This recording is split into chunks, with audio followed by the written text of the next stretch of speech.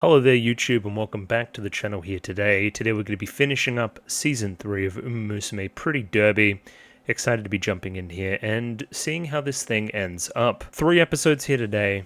Excited, ready, raring to go. First things first, YouTube comments of course from last week. Last week which of course had the excellent episode 9, which I enjoyed so very much. Starting off here with Eric Algelius, it's a crisp 28 degrees here today. Yeah.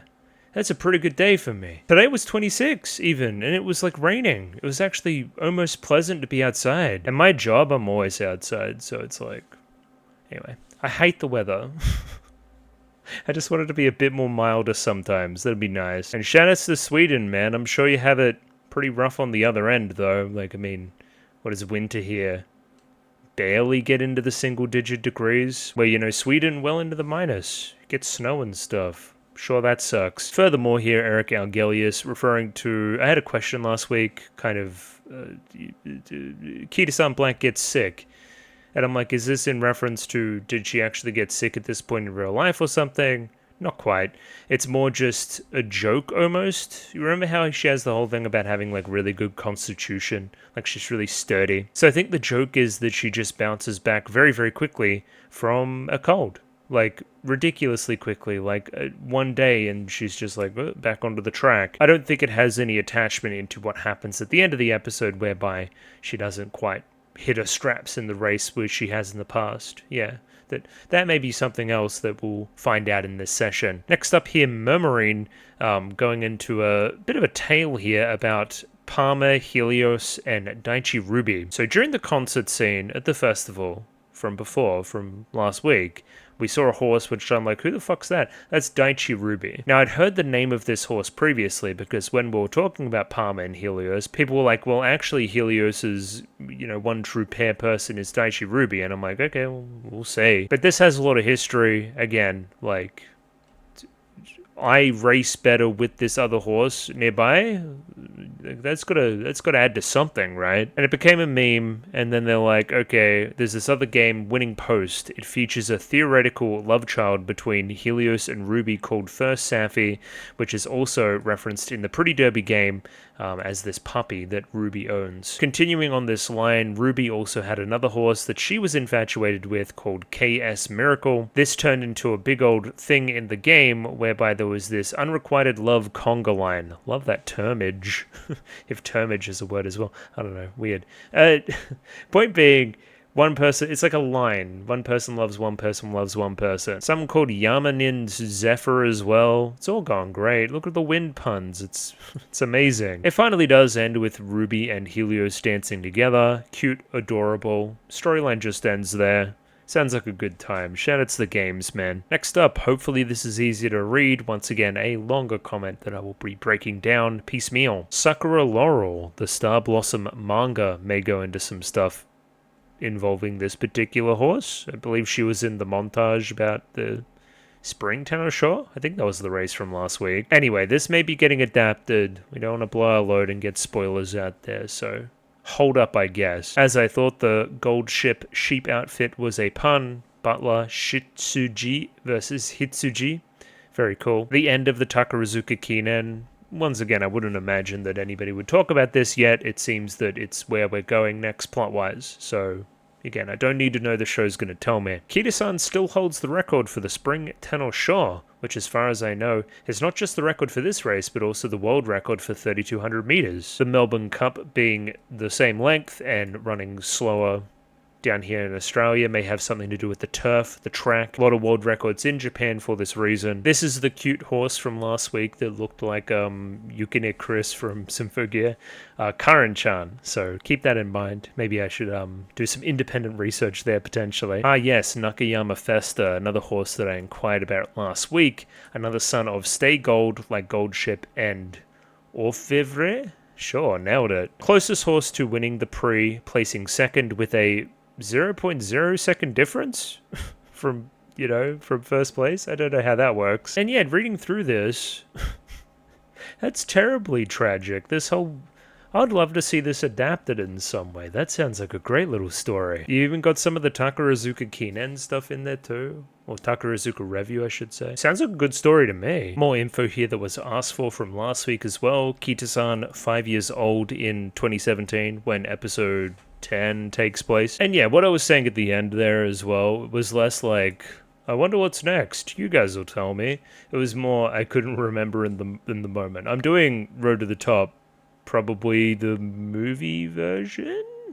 Episode version? Episode version, probably? Anyway, I'll figure it out. That's what's next. I know it's that in whatever form I figure out to do it in. And last comment there, again from Eric Algelius, just about the music used in the race in episode 9. One of the favorite tracks. Happy that it was added to the game. It, along with a lot of other stuff in episode 9, is of extremely high quality. Cannot praise it enough. That'll do it for the YouTube comments here today. Let's give patrons a shout out and then we'll dive into the episodes proper. Once again, Patreon. Once again, thank you. Once again, money.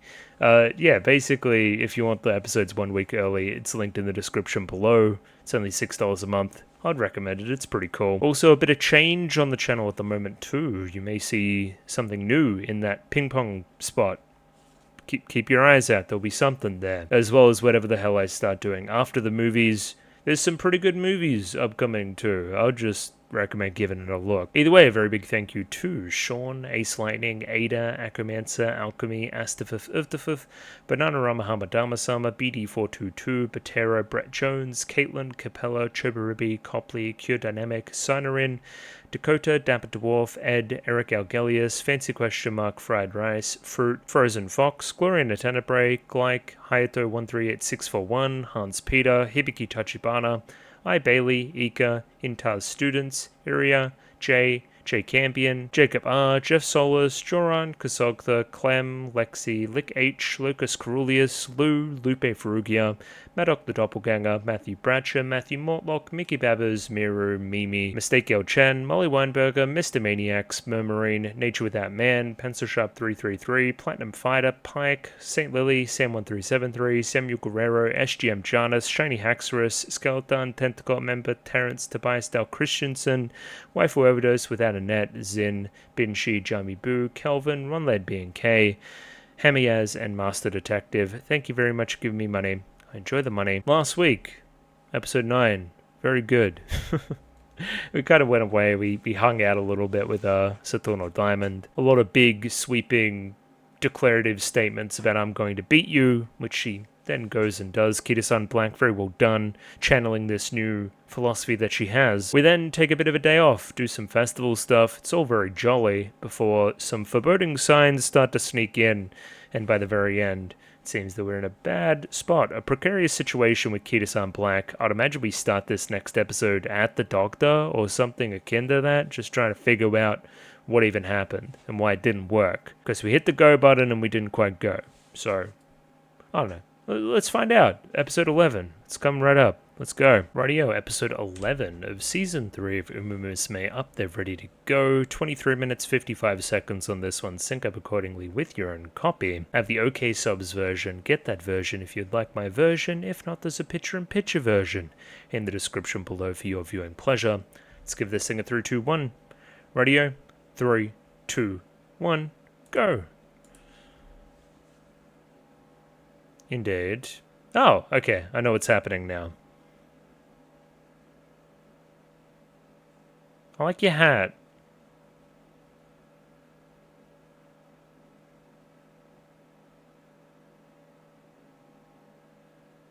Uh-huh.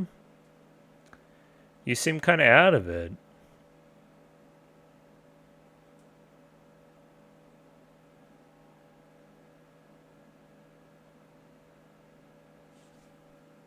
Not much to say there.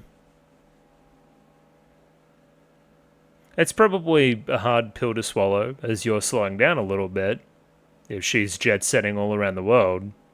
I guess. I don't even know what happened yet. Just ran a bad race.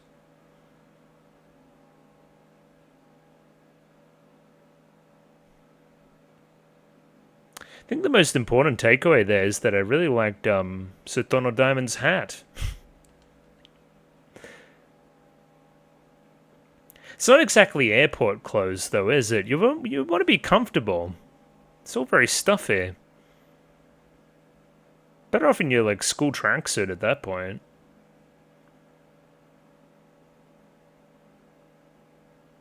Oh, what is that? Japan to France? It's a long flight. And not really a flight I'd recommend doing at the moment, unless you're taking some detours.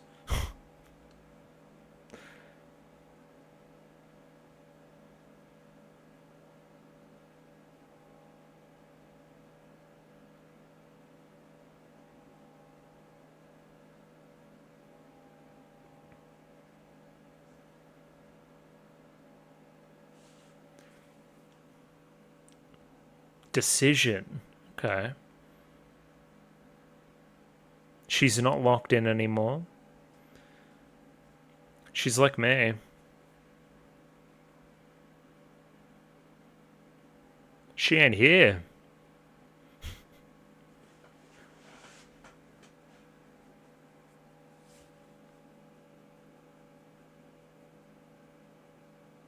Wait, they can lift it too?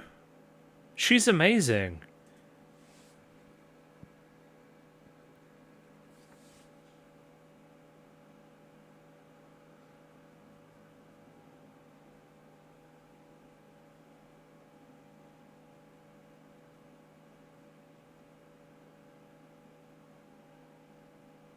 I knew that.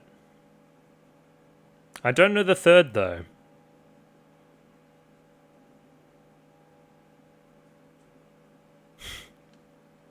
You're being called upon in class.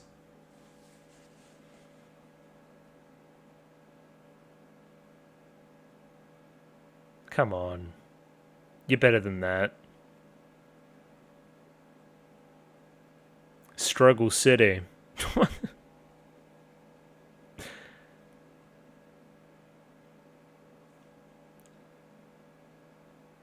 Fucking, how many bananas do they have? What is that in the back?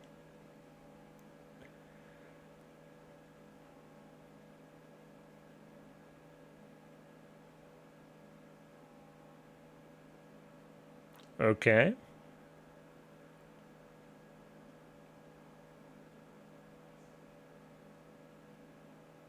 I remember.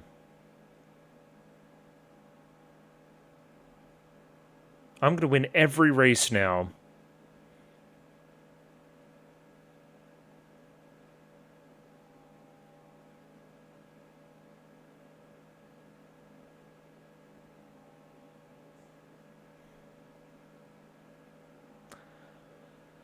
I don't know, man.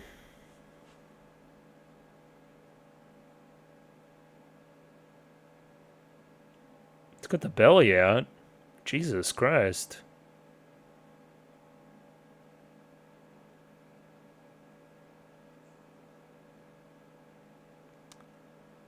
She's off her third.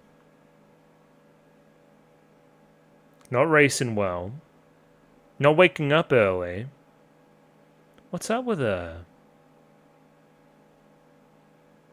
That's a doll. She can't hear you.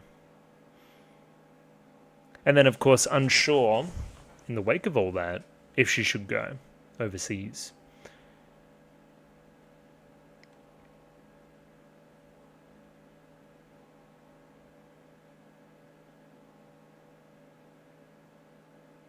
Just go train in the rain. Fuck it. Ugh! Bakushin. She's approaching. Oh, they both fell over this time. The sign in the back.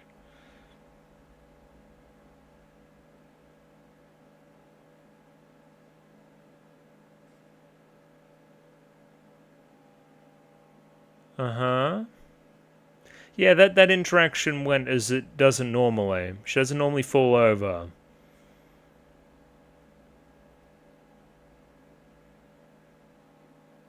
Was it?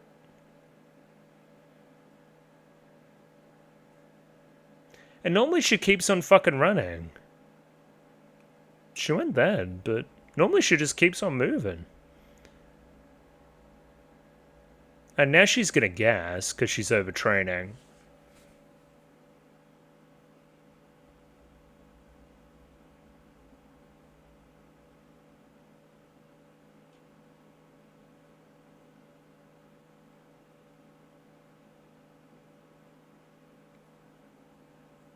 Get here.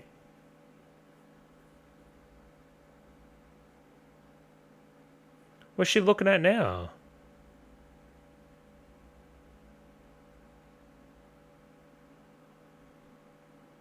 He's right, you know.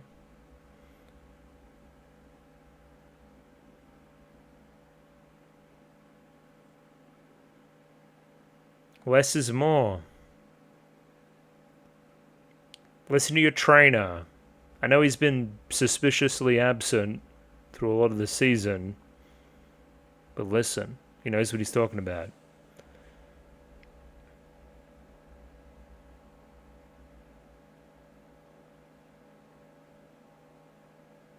What the hell's happening? Who the...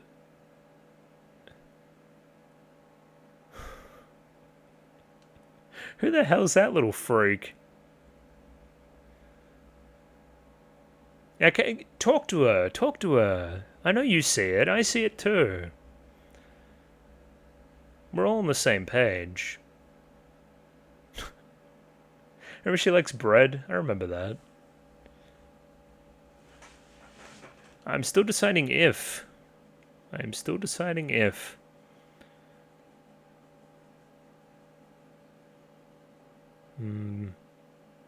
It's honest though. Shoot he out. What the hell?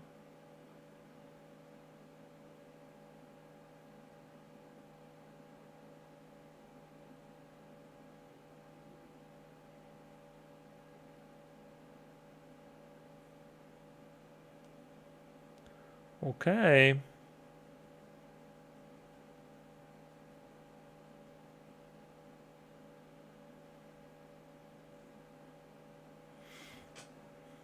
Decision.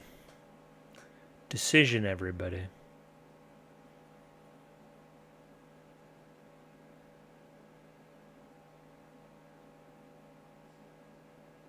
In my experience, you either know you're okay. If you question it at all, then you're definitely not.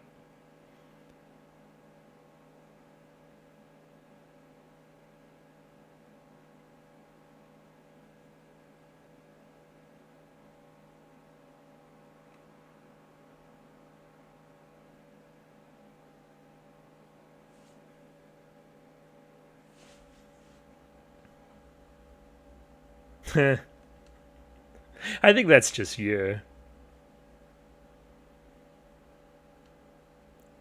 Ah, she said you fell off.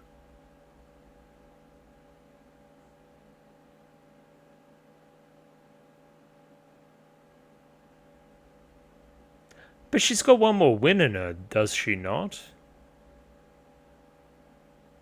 It's a late one. No, it's about on time. It's been a weird episode. I thought we were closer to the end.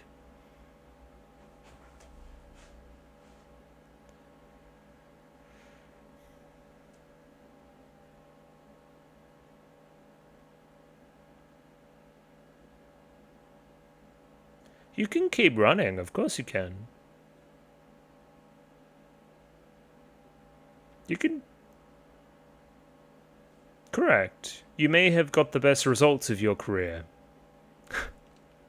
It's not terminal.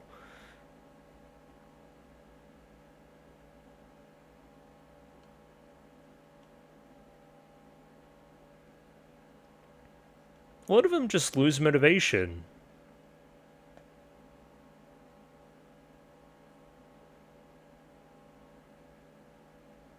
It's pretty rare, though.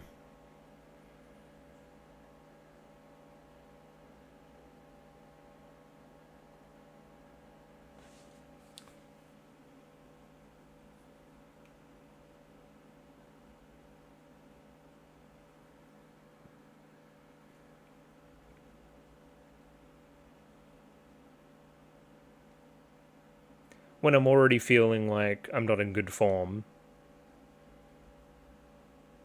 No regrets. But if you really want to do it, then this is probably your only chance, because you're probably on the good decline at this point, after this point.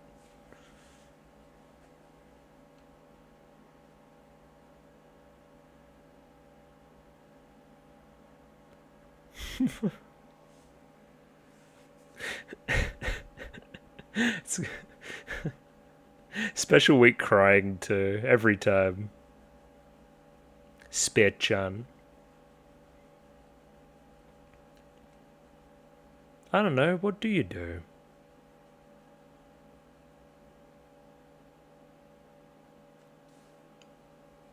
What is happening? Hey! Wish I could read it. Yeah, dude.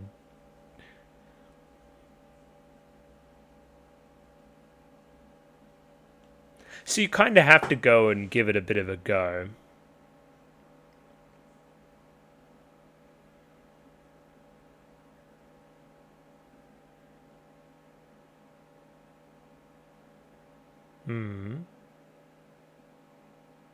Well,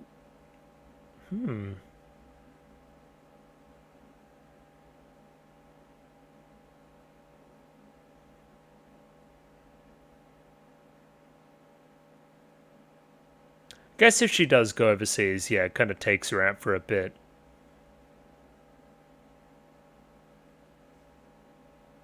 But I mean, you made the sign.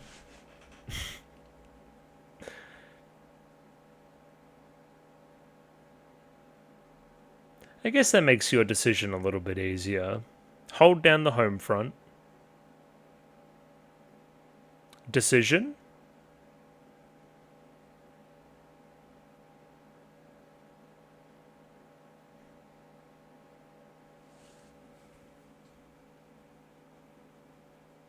Mainichi. Fair.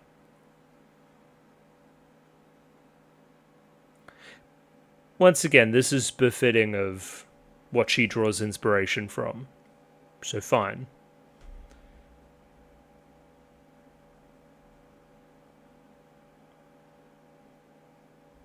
Those are all the races that Satono Crown was going to win.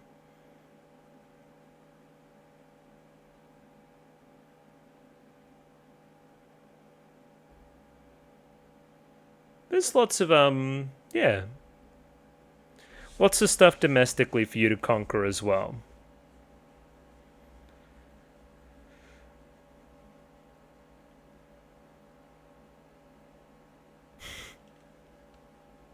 Why do they look like they hate it?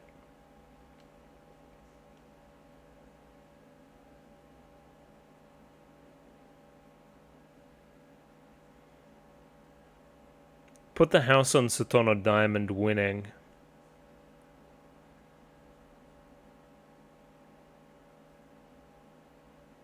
It's a pretty kind of France in the background there outside the window. I liked that art.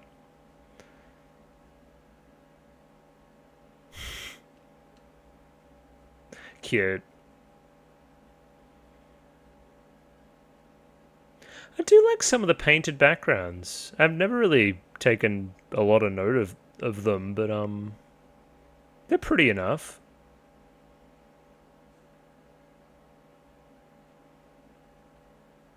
This music's insane. She's just eating.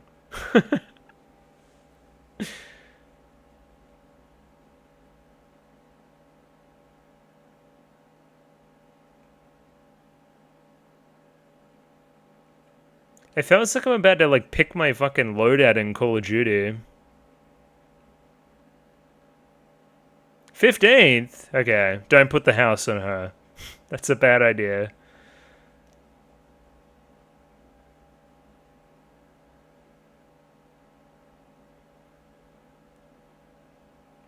Been there. Oh yeah, I ran my race. I did very well. I was very happy. Put it that way. Alright, anybody that knows anything about half marathons? Did in 103 minutes. Pretty good.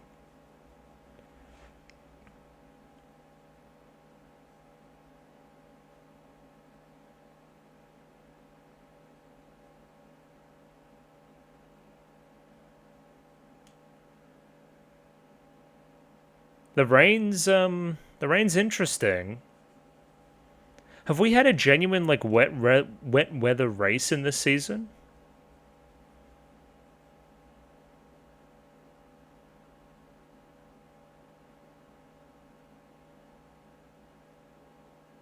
Definitely has that fall weather going, man. Autumnal.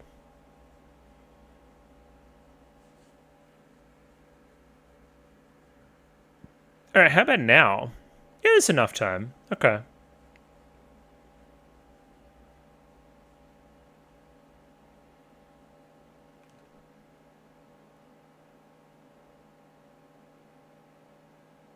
It's like what Goldship was saying.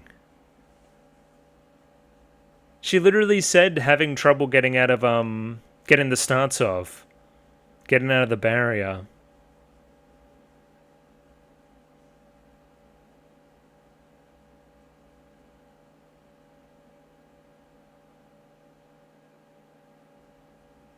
Hard control.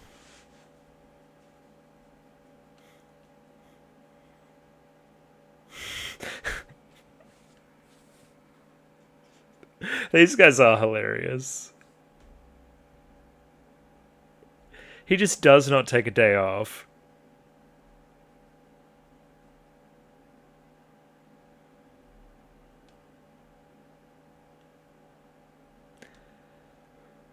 Yeah, wet track plus slow start. It's not like open enough to make like big moves. Like big changes. It's so muddy too, man.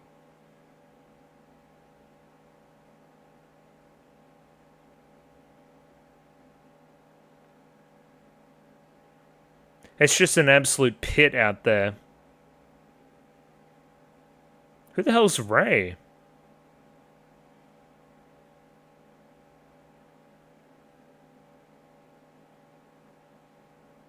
She seems pretty determined.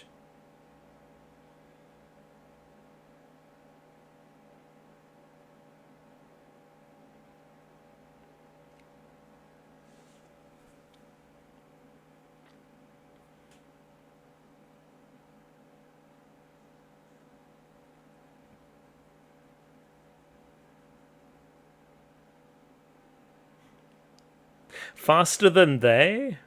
Ray? They? Ooh.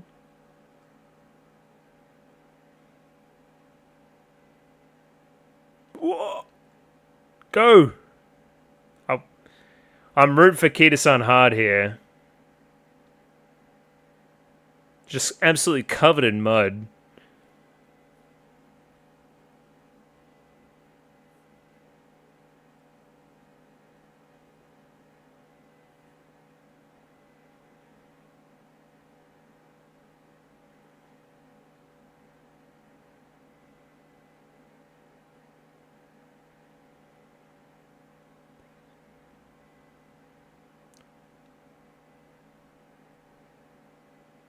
Whoa! That's crazy. I've never seen the move inside, like the swap.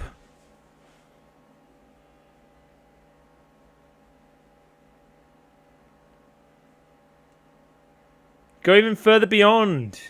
Come on.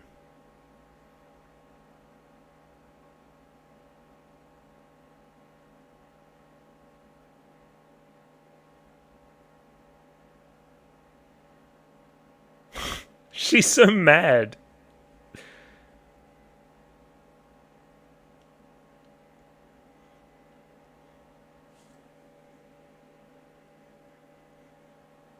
I'm very happy about that.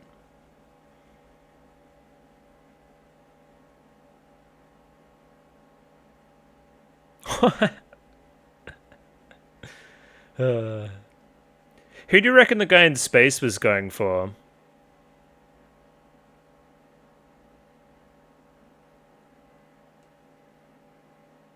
Why does everyone look so fucking sad?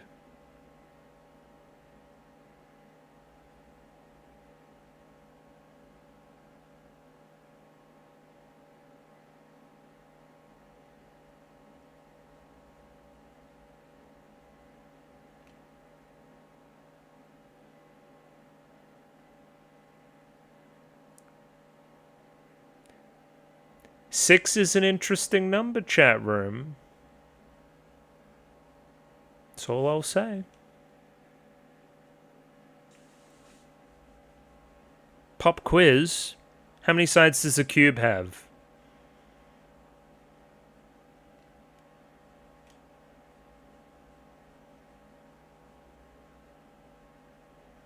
Yeah, she's proper cooked.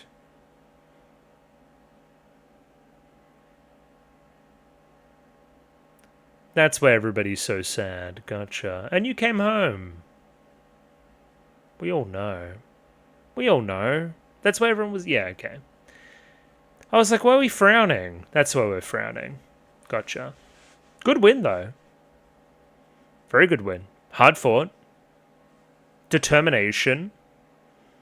But it feels like, hey, if we had, like, a bunch of fuel left, you know, in my, like, Musume career, we just spent all those fucking fuel tickets. We're done. However, does make it interesting considering there's still 2 episodes left. Great point. What is next? What is next? Not really. I don't know what's next.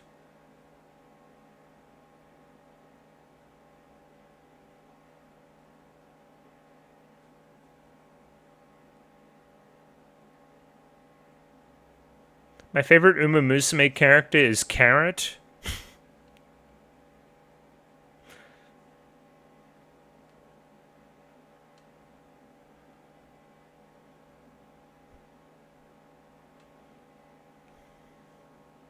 How about my goat Duramente? What happened there? Maybe she's targeting next year or something? I forget.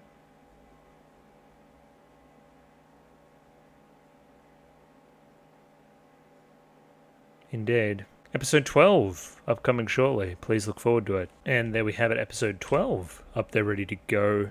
23 minutes, 56 seconds on this one. Sync up accordingly with your own copy. Same old stuff, picture in picture. Let's give this thing a 3, 2, 1. Radio, 3, 2, 1, go. Fukunaga Shopping District.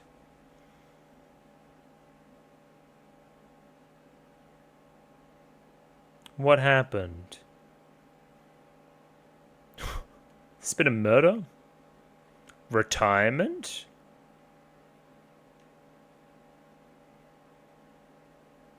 Damn. Episode 3, everybody.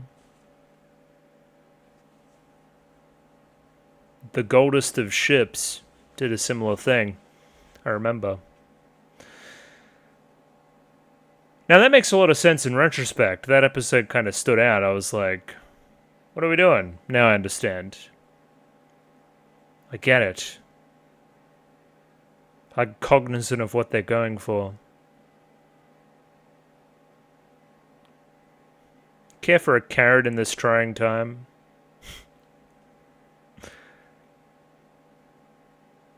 Yeah. There's 2 more episodes left? How? She's retiring?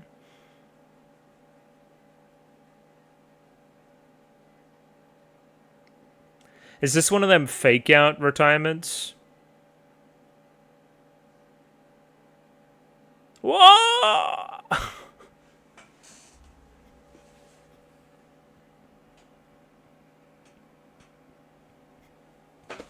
I don't know why I'm so hyped. That was so cool. Alright. That's my Cheval Grande. Let's see. I'm excited. I forgot about that.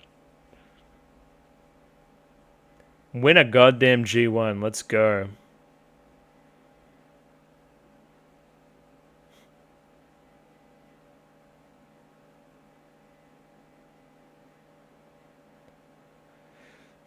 Decision.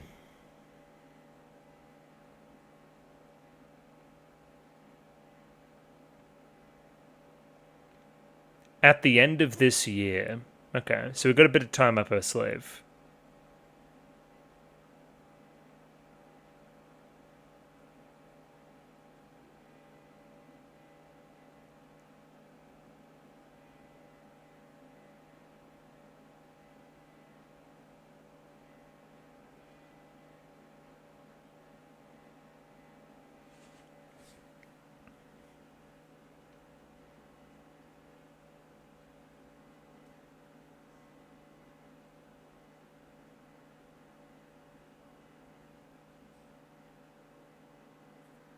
That's 2 episodes.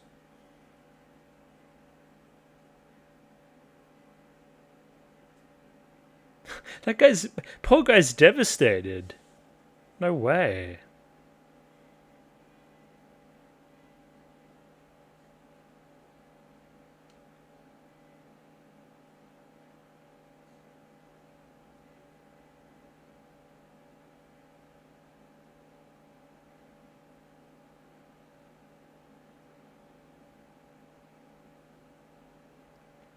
I think it's very mature.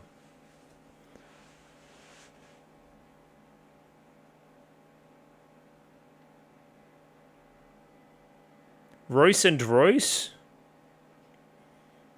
Brother, that's one horse? Is that her first time speaking too? She's kind of always just... Anyway. Good special week. Get up.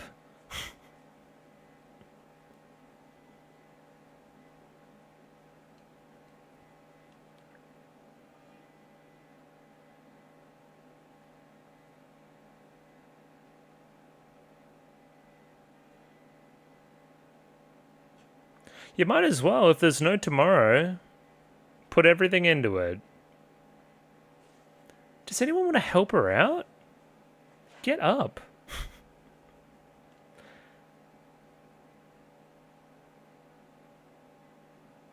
So you guys all in the Japan Cup too?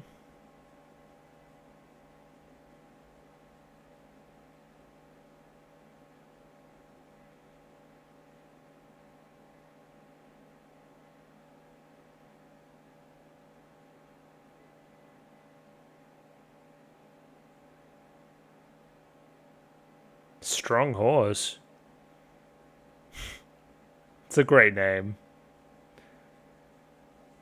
Groovy sis.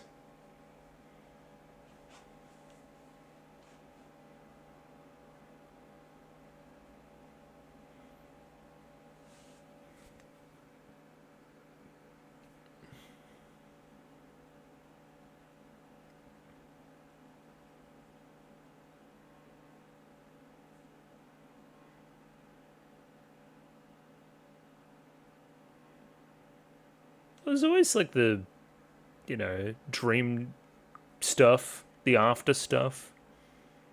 There's always more. You can have a go.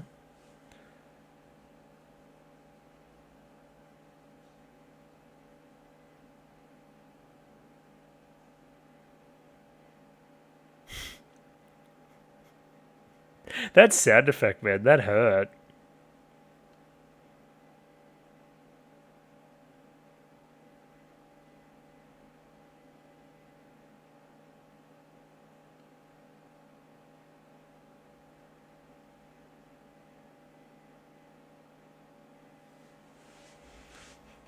It's only a box of bananas that's as big as I am.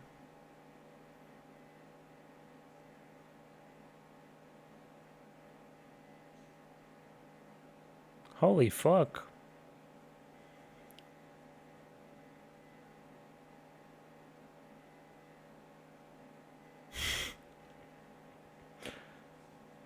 See a need, do something about it.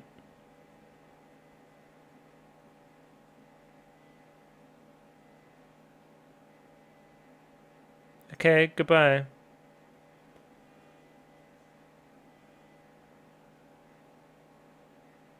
What a story.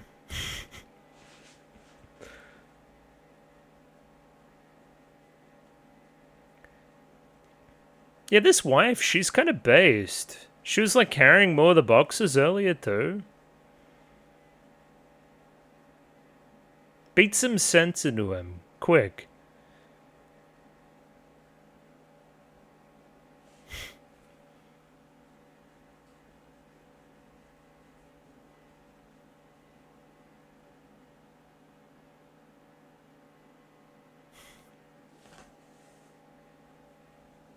It's a crazy sound effect. I don't like that.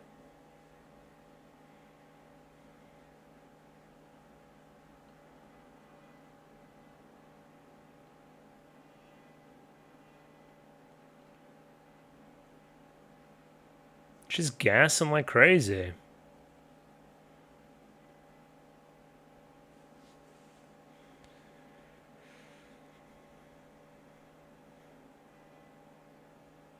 She's nothing if not devoted.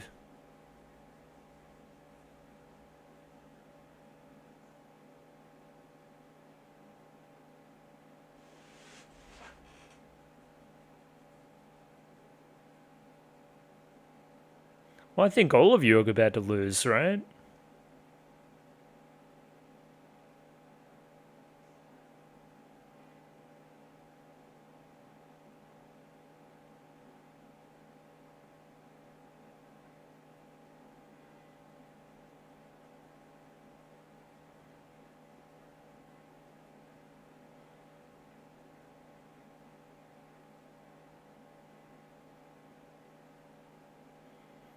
I wonder how it does feel for athletes. You know, been around each other for however long, and then one of you retires and you just don't see him again. Like, even from like different teams.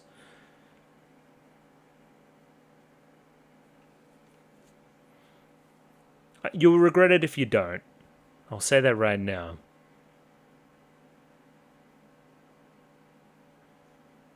Well, neither does she.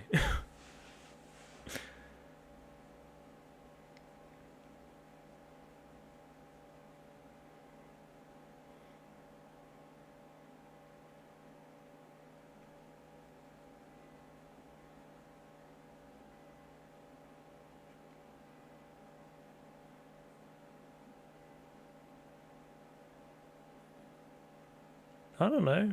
World's your oyster. You can do whatever you want.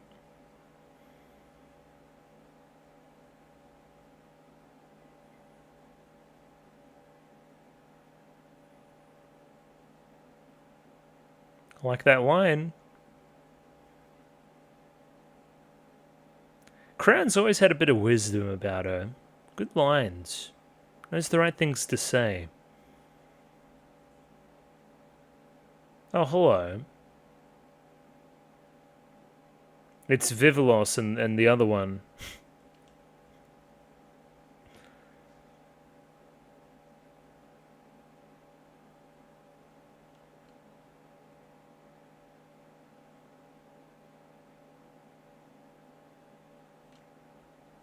Just some intuition.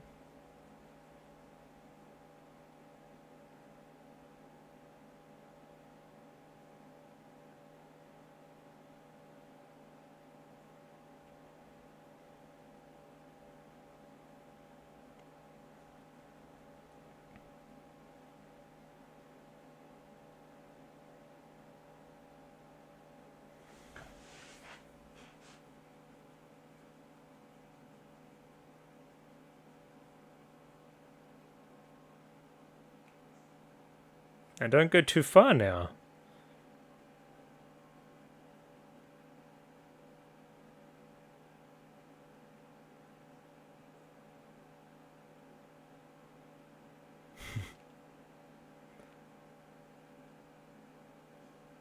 Always been the most focused. Well, she said the line in the opening. That's normally a good sign. I think her time is now. It's time to get some cup. Get some wins. Let's go.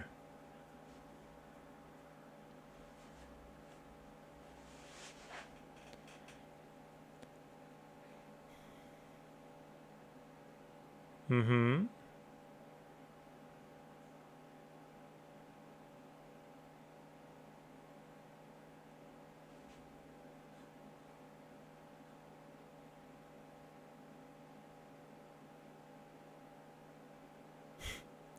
Did I ever mention that she's in the main character seat?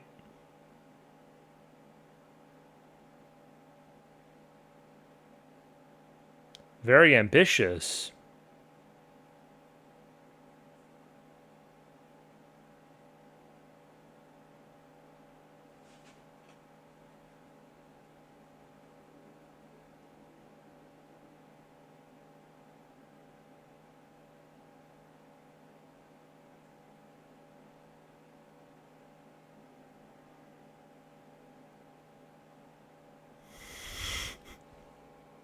She would be infuriating. Like, honestly.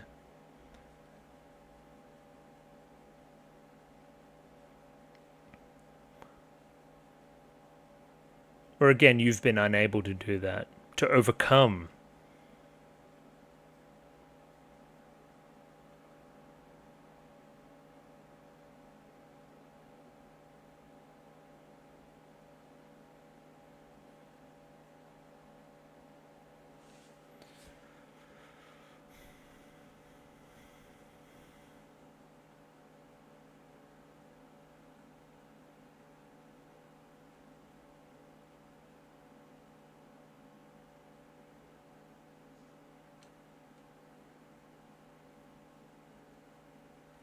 Dear God, I want you to murder Kita-san Black.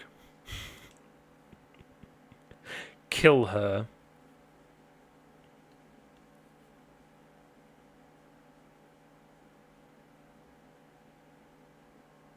Damn, we're here. There you go. Where are we? Gotcha. Okay. Normally, it's like, when are we hitting that race? It's like, okay, how much sauce are we gonna have? How much, like, content is gonna be in this thing?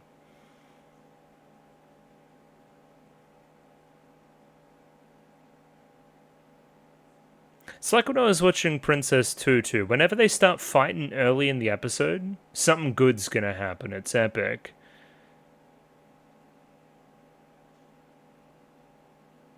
Sounds of Earth spotted.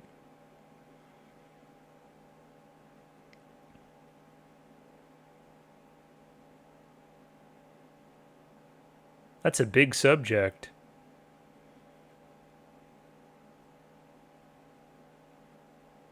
There they go.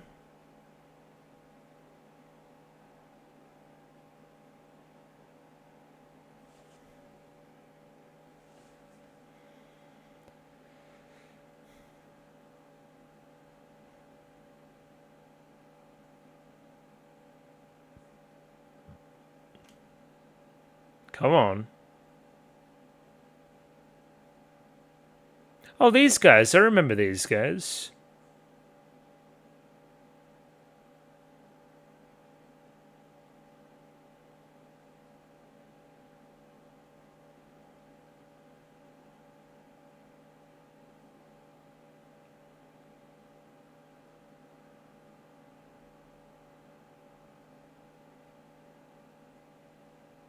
Oh, so hence why you guys aren't yapping.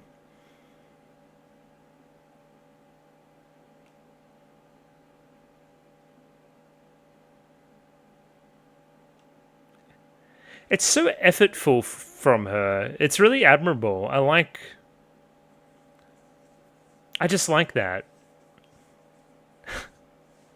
Cute. Toujours. Cheveux grand.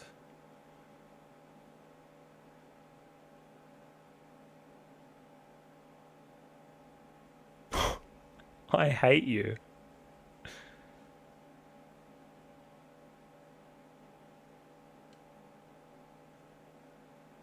Yeah, but we're also like friends. Come on.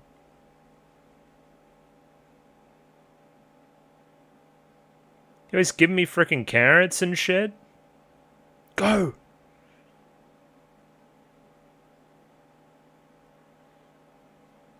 Alright. The music. Go!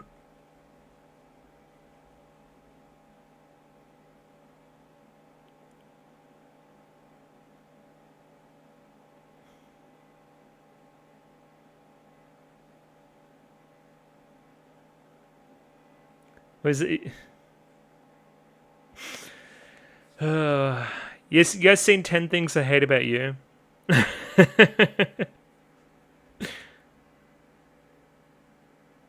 Guess this is where it turns.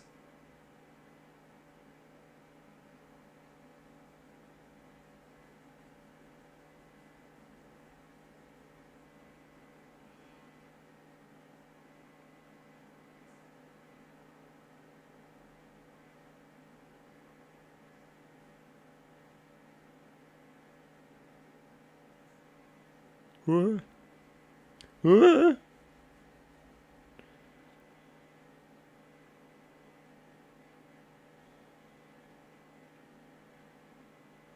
a crazy thing. The horse actually said that in real life.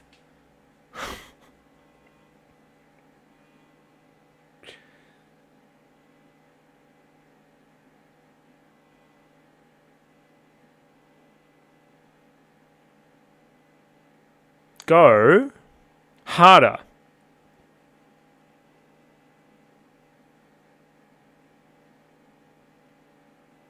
Easy.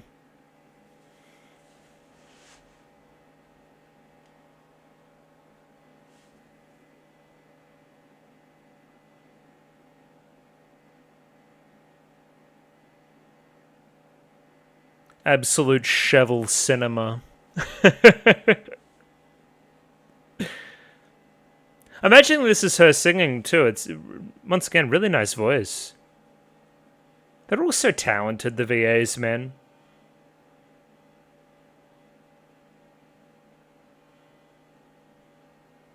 Everyone's stunned.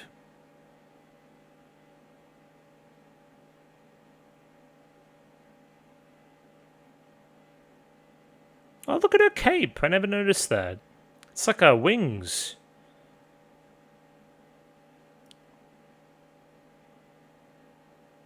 Do we want to talk about the whole confession, or...?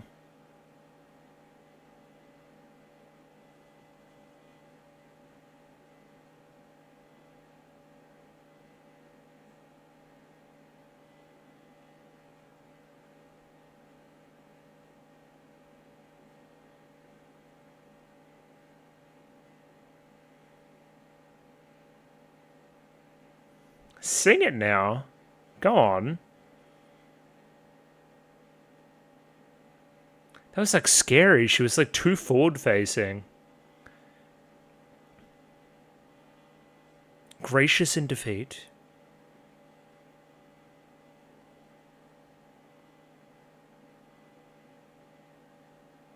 Mm-hmm.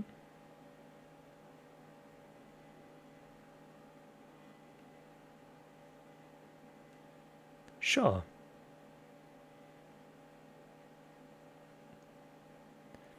Don't distract them. They're about to kiss.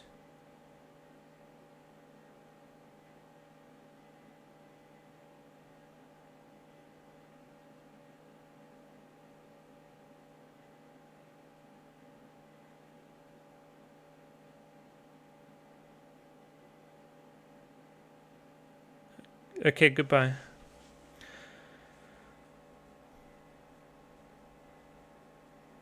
The crowd is stunned. Stunned silent. Who the hell's out here this late? Is that you, Nice Nature? No, it's Kita-san. Oh, hello. Oh yeah, there was a live.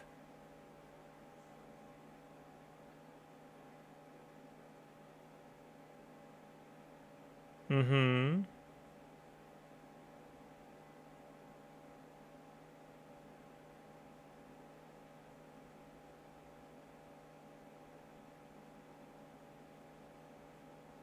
Feels like she's about to get assassinated or something.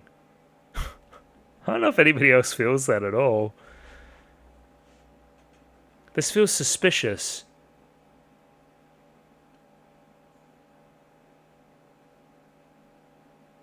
Oh, barely, yeah.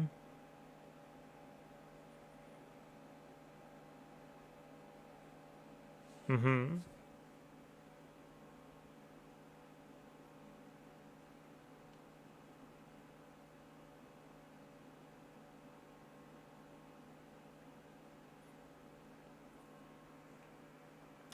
It's going to be a curious one, everybody, because we've already done the cube. Like, here's the thing about the cube. The cube meant we always had one win up our sleeve that needed to happen to make things make sense, because it's very well telegraphed that there was going to be 6 G1 wins. We've already got 6. Genuinely, I think that the Aramakinen here is anyone's game. Genuinely.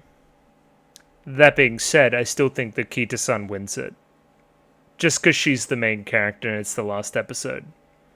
Like, why else would you write it like that?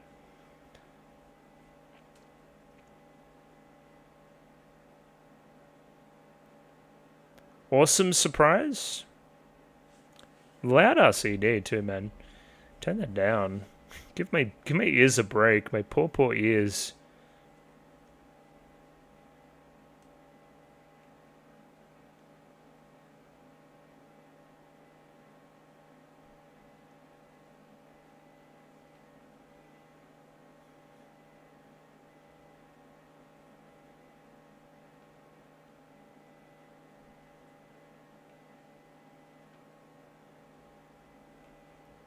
Indeed.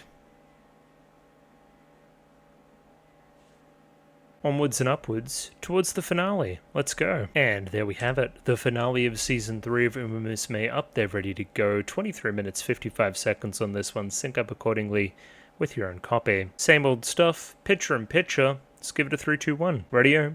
3, 2, 1. Go. Psy Games. No opening. Oh my god.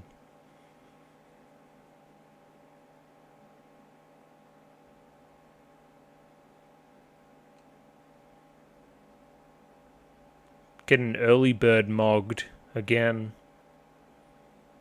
She's locked.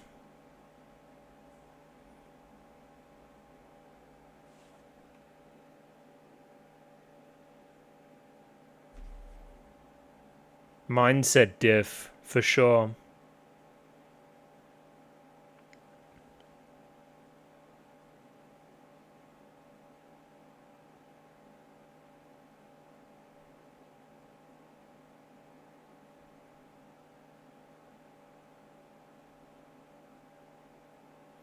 What's the whole thing? Burns brightest before the end? That's stupid song again.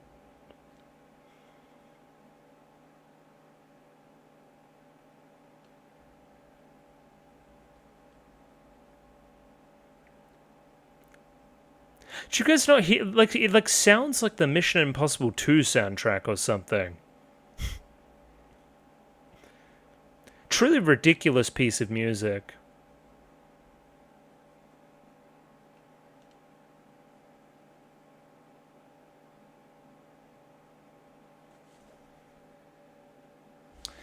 Let's cool down.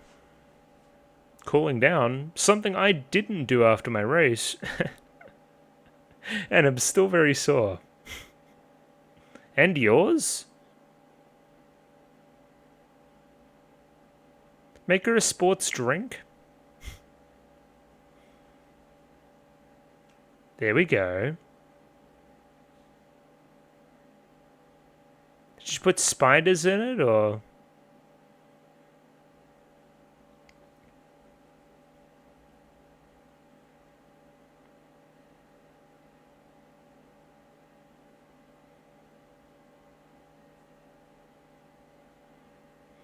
The best team ever. We're not dysfunctional at all.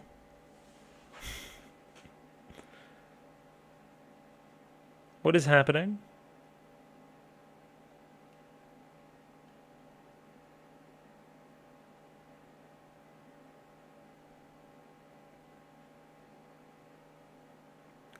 The fans love her.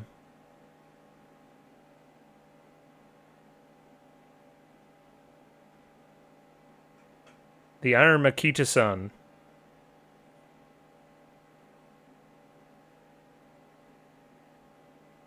Always squats.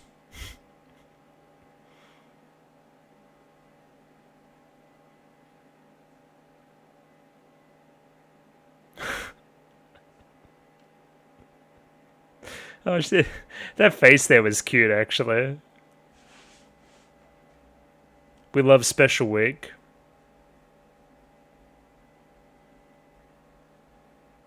Hey, we're like fucking hanging out together now too.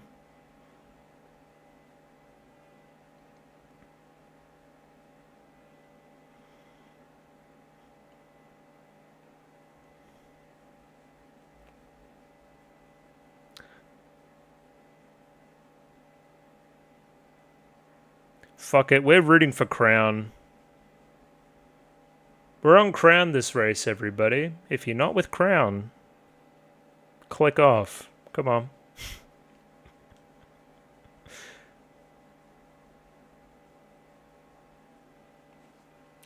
I don't think she's gonna win. But she could. Watch out now.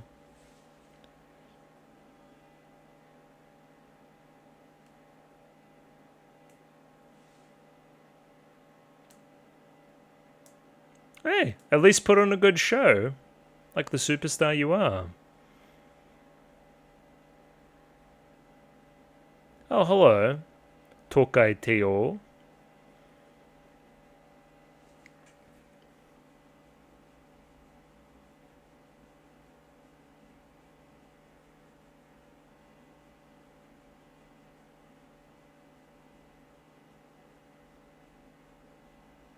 I mean, I remember when you retired. You did some exceptional things.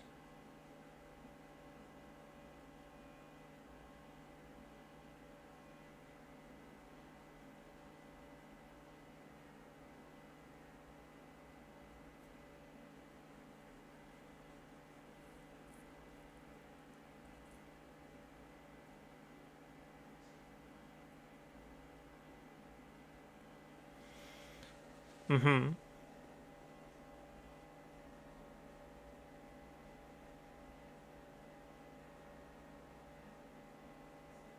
Means a lot coming from you. 100%.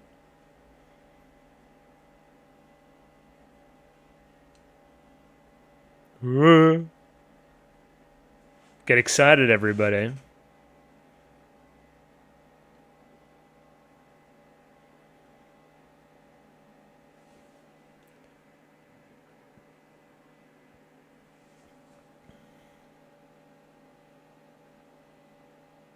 Fucking bananas for everybody there. Hey, he's climbing the same mountain. Who the hell are you?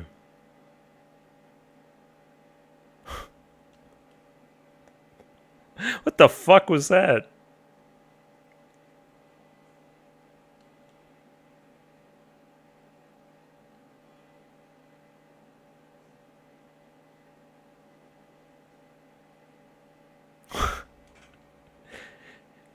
She's a mess. Where's the carrots? The costume actually is baller though. She looks like a She looks like a musketeer or something.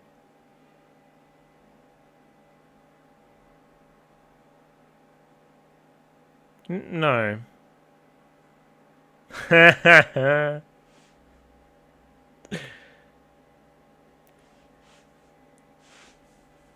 Put some carrots on her costume now.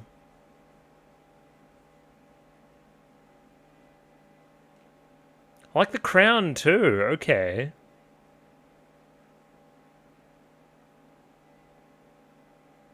Are we a bit early? Little bit.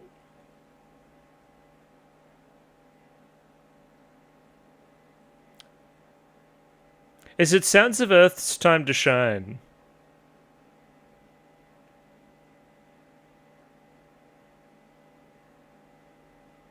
Well, she always does.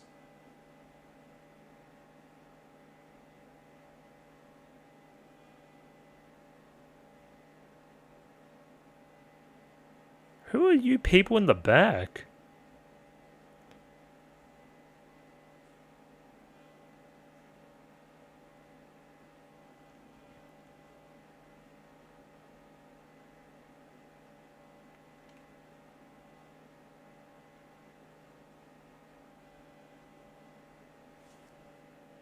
So we're on. Come on, Crown.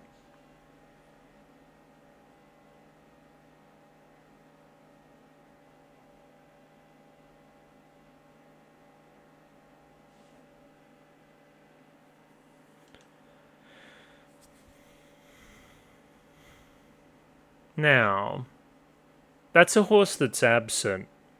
Sotono Diamond.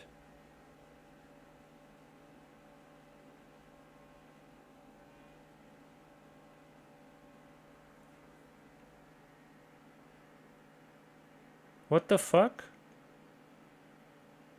There's a man on a cherry picker?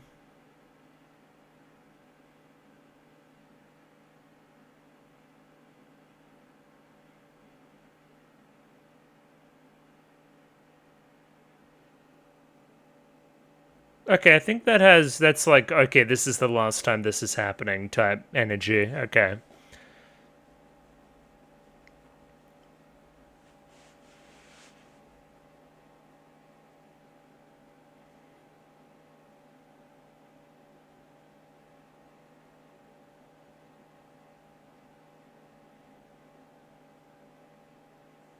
Oh, sick. Okay. Love the first person there.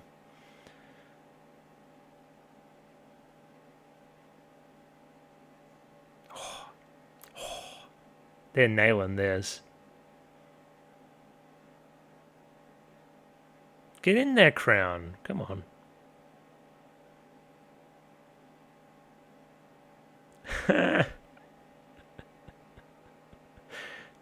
Hello, sir. Please take my fake violin for me. Ah! Terrifying.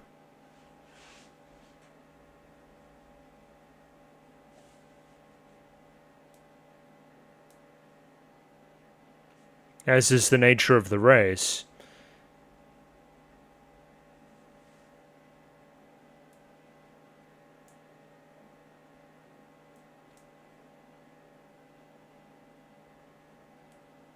Whoa! Alright, the zooms are kind of pig.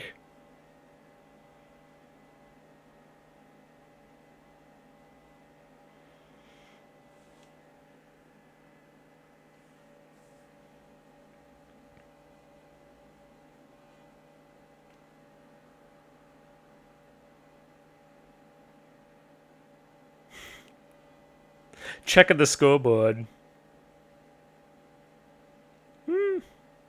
Not as fast as we have been.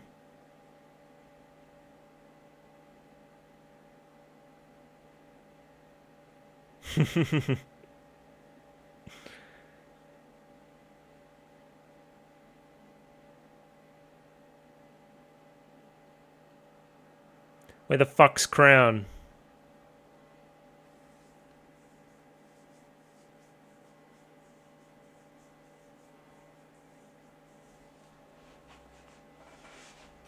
You guys can find a new horse. Yeah, whack some sense into him. That girl in the back was very happy just then, too.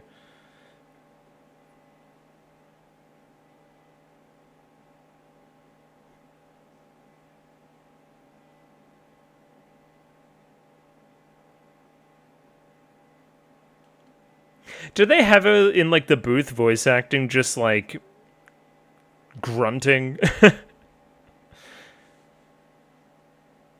Like, I need some effortful sounds. Like, argh.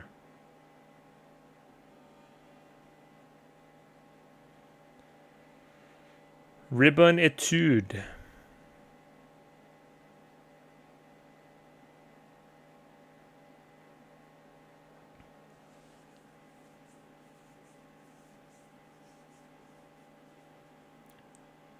Go on, Sounds of Earth.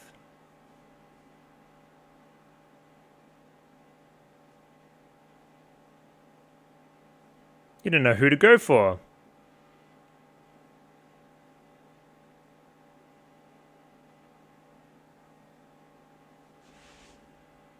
She's gone for a normal strategy, yes. Wearing her heart on her sleeve. Not slick, but so cool. It's a cool line. I like that.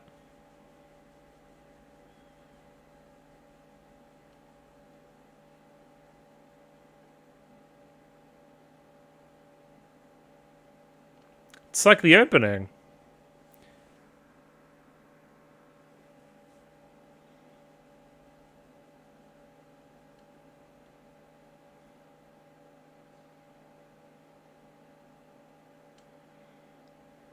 I feel like they're gaining on you.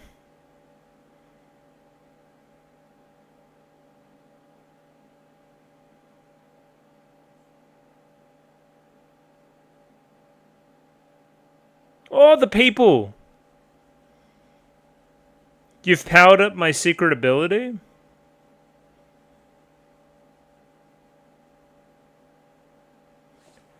Lift her up. Go! Go on then, Crown! Go!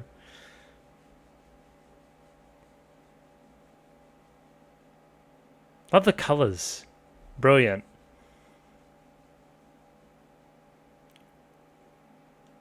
She shattered the earth?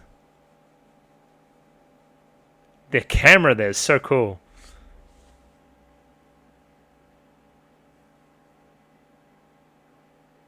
Happening.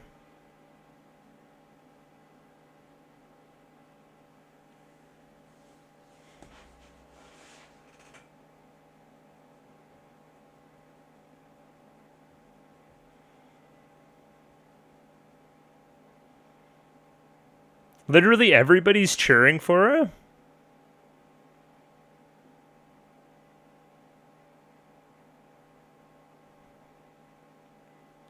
Oh, that guy. We love that guy.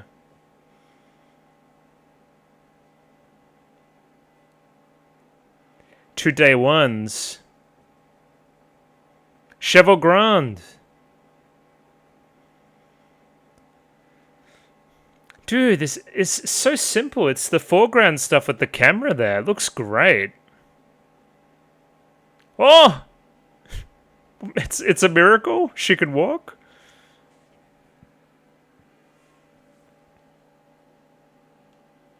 Go.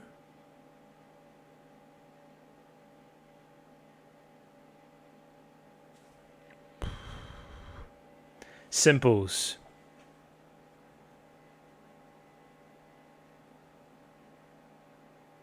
I thought she was gonna like fall or something. Alright. Simple.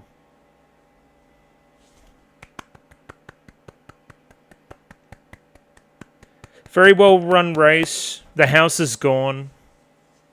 Thanks, Crown. But that's okay.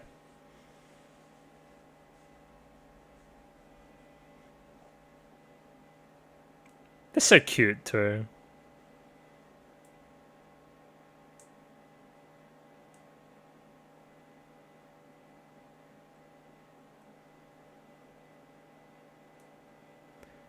This horse inspired me to keep on living.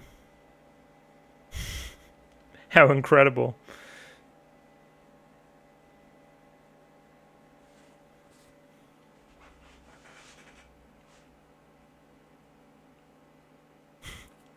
Look at Cheval Grand just seething.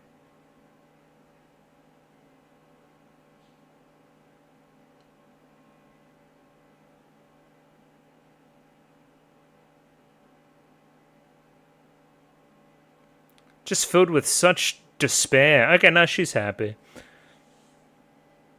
Crown's pretty chill about it all.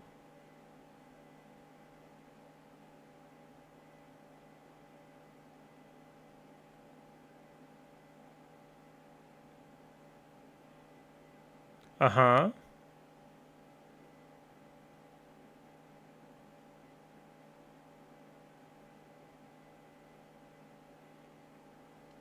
Sure.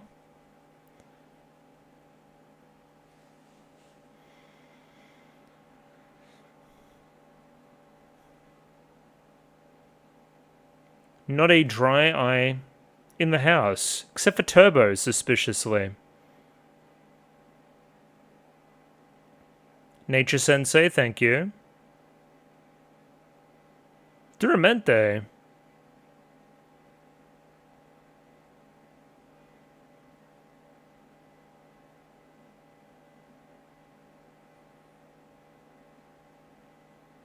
There's nothing in sport like leaving while you're on top. It's pure aura. 100%. Kita-san. Kita-san. Kita-san. Kita-san. Look at her go. She's adorable. See? How can you not like that? Where Bit epilogue. Just a touch. Ah, winning a Laivu. Oh, even the opening.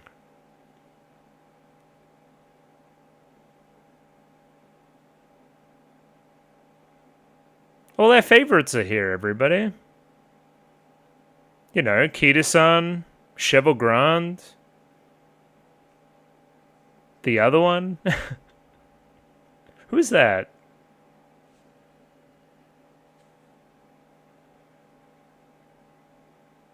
I mean,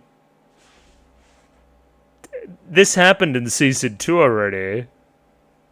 It still looks great. It's fantastic. Oof. No, like, not even just great, exceptional, exceptionally well animated.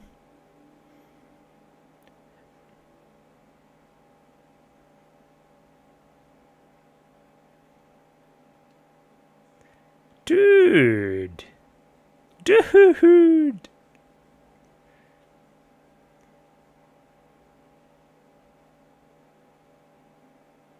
For me, it's the blend. It's wherever we make the transition.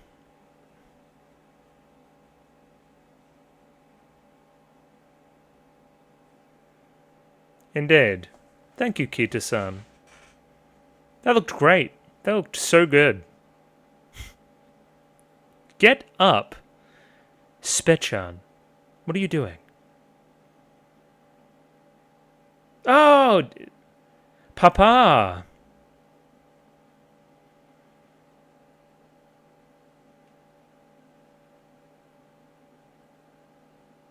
Mm-hmm. Feels like episode 1.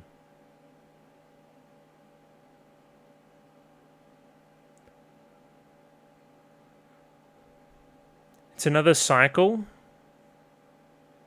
There's more damn horses here again.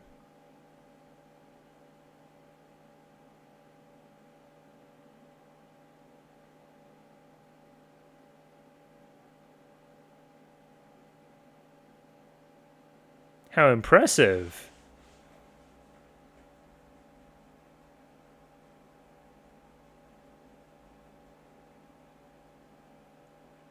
Dude, the lighting. Join us or get in the mud. We need to invent some kind of 7-sided cube.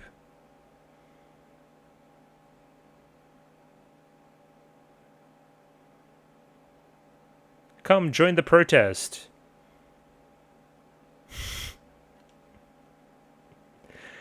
She's gonna get more suckers for Team Speaker.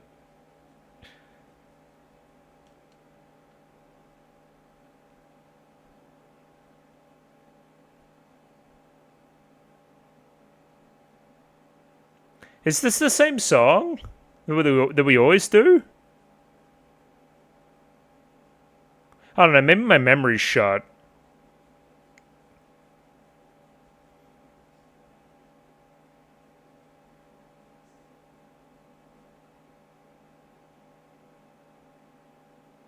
I don't know, you guys ever go to McDonald's?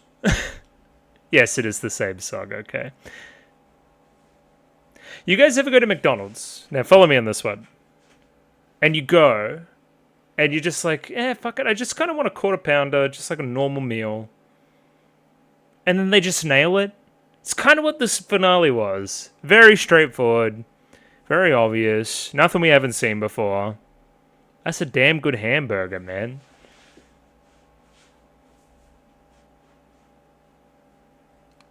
If you want that same old Musume taste, it's a good opportunity to sample it here. It did make me think, though, with a few exceptions, we don't really use our supporting cast very well at all in Season 3. Like, what's Tormente doing?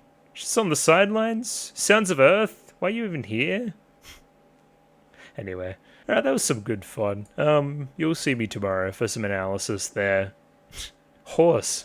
We did it, everybody. You'll see me, shortly. And we're back. It's the next day. And time to look at Season 3 in totality. now that it's done. Yes, did complete the 3 episodes last night. Enjoying it quite a bit. It's pretty straightforward. I guess that's the one detraction, I guess you could say, about it. It kind of feels like, okay, given the history, how would you write this thing? This is pretty much everyone's, like, first try, you would say. Also, of course, feeling very, very similar to Season 2, albeit that's not a bad thing. Season 2 and its finale are all very good. Just, yeah, don't be surprised if despite the 3 episodes, this segment's not particularly long. That's all I'm going to say. Just prefacing things. That as well as just like a few question marks overall. Like, you know, the Kita-san, like, Satono Diamond thing seemed pretty important. Didn't really get its big send-off moment. Did a little bit, kinda. Sometimes, as well as certain side characters just not really being revisited again. Duramente, like Sounds of Earth, a couple of other ones in there as well. We don't really circle back around to them very well. We do right by Cheval Grande in the end, but again, some of that stuff probably could have been planted earlier too. I don't know. It's a little bit uneven in that department, especially considering Season 2. Just, yeah, a stronger relationship at the core there as well. Obviously, we're buying Teo and McQueen more than Satono Diamond and Kita-san Black. I think that's not controversial. Just, I don't know, sometimes this show feels like it's railroaded a little bit through its realism, through its devotion to what actually happened instead of, you know, because let's face it, real life isn't a story. You can't always get the perfect development for everybody within the framework of real life. That's just not how things happen, especially in sport. So would I like the show overall to take a few more creative liberties and just beef up their writing a little bit? Probably, yes. Hey, albeit, we did find another horse that did end in a very inspiring victory. Thank you. Thank you, Kita-san Black. And the Iron McKinnon of all races as well. Come on, you guys know. But yeah, I was just taking a look over the old race record as well. And this thing's pretty cool. We've kind of got 3 years here, and you kind of see how the show eventuates from, again, the record that they have in front of them. Again, that first G1 win in the Kikuka Show, of course. Following year, have 3 G1 wins, a couple of which are skipped over in the show. We've been into that. We've talked about that. The Tenno Show Spring, the Kyoto Daishoten, and the Japan Cup, of course, before ending out doing the Tenno Show double between Spring Tenno Show and Autumn Tenno Show, before finishing off with an Aramaki again. Won a lot of the races, a lot of the, yeah, the famous ones. She did very well. Would have loved to add that extra Japan Cup there, of course, but no, Cheval Grande said, this is my race to win. And we respect that, of course. We respect that as fans. But yeah, illustrious horse. Successful horse, of course.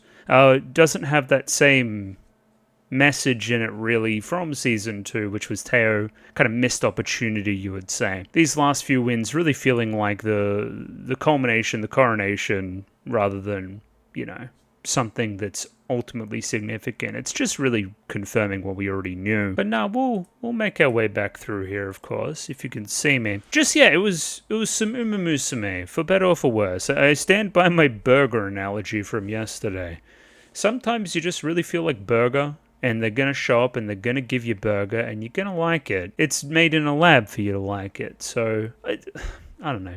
It didn't really take a lot of risks. It didn't really need to. Is Season 3 of Musume gonna change your life? Probably not. And from here, I understand the desire for the IP to now separate a little bit and like go in a bit of a different direction, which is, from what I understand, is the go upcoming. Just, yeah, one more season like this is probably one season too many. Starting off episode 11 here, we have a behattered Satono Diamond leaving for France, of course, waiting for Kita-chan, who will never arrive, having made different priorities and different focuses in the wake of, you know, what's happening to her. She just feels a little bit off. Maturity in not going over there and deciding, you know, to be a bit more steadfast in what you want out of things and not just kind of piggybacking on somebody else's dream. It does, in the writing department, feel a little bit stop-start because, like, I clocked immediately, okay, she's not going overseas. And then the plot's kind of like, maybe she might go overseas. And now it's like, nah, she's not going overseas. And I'm like, well, yeah, you could have just picked one, I don't know. The episode's namesake is Decision, for the decision that Kita-san makes, of course, around the the pre and her attendance there, as well as the decision which we start next episode with, which is her retirement. Because this episode here ends with her like gassing, yeah, and it's like, okay, she's kind of spent all her fuel tickets, she might be done here. And then of course in the wake of that, making said decision. Through a clever use of repetition in the rest of the show, we can see that Kita-san's not quite right at the moment, waking up late. Whenever she's locked in, she's very, very early. She hops up out of bed and she's straight running. Most days she'll help the shopkeepers here, hence why they like her so much. She is running late here to the point where she doesn't have the time. And they're kind in turn, they give her some bananas to eat and say, no sweat, we're fine, we got it. And finally here in class, missing a bit of a layup question, one that she should already really be aware of. Not listening. She has Teo on the brain though, which is, it's a fun reference. I like that. You may have noticed in the background there's some paint tier art. Microsoft Paint, that is. Who made this and why is it on the wall? These are my questions. Please respond. There's some fun stuff here with Shovel Grande setting up next episode, eating a little bit more, looking a bit more healthy, you know, bit of a growth spurt. Maybe something that happened in real life as well that we're making reference to. And as is the focus of next episode in a little bit more detail, we see a little bit of that Shovel Grande Kita-san rivalry stuff, vowing to her that I will have, you know, won a G1 race by the time she returns. And once again in this kind of theme early in the episode of Kita-san being a little bit off, not eating. She's always been an eater. Not even eating a banana, it's like her favorite food for whatever reason. Like, come on now. You're getting out-eaten by Shovel Grande, something's going very wrong. And if you need another example, of course, we have Bakushin wailing, of course. She's just hooting and hollering, rounding the corner at great speeds, and knocking Kita-san over.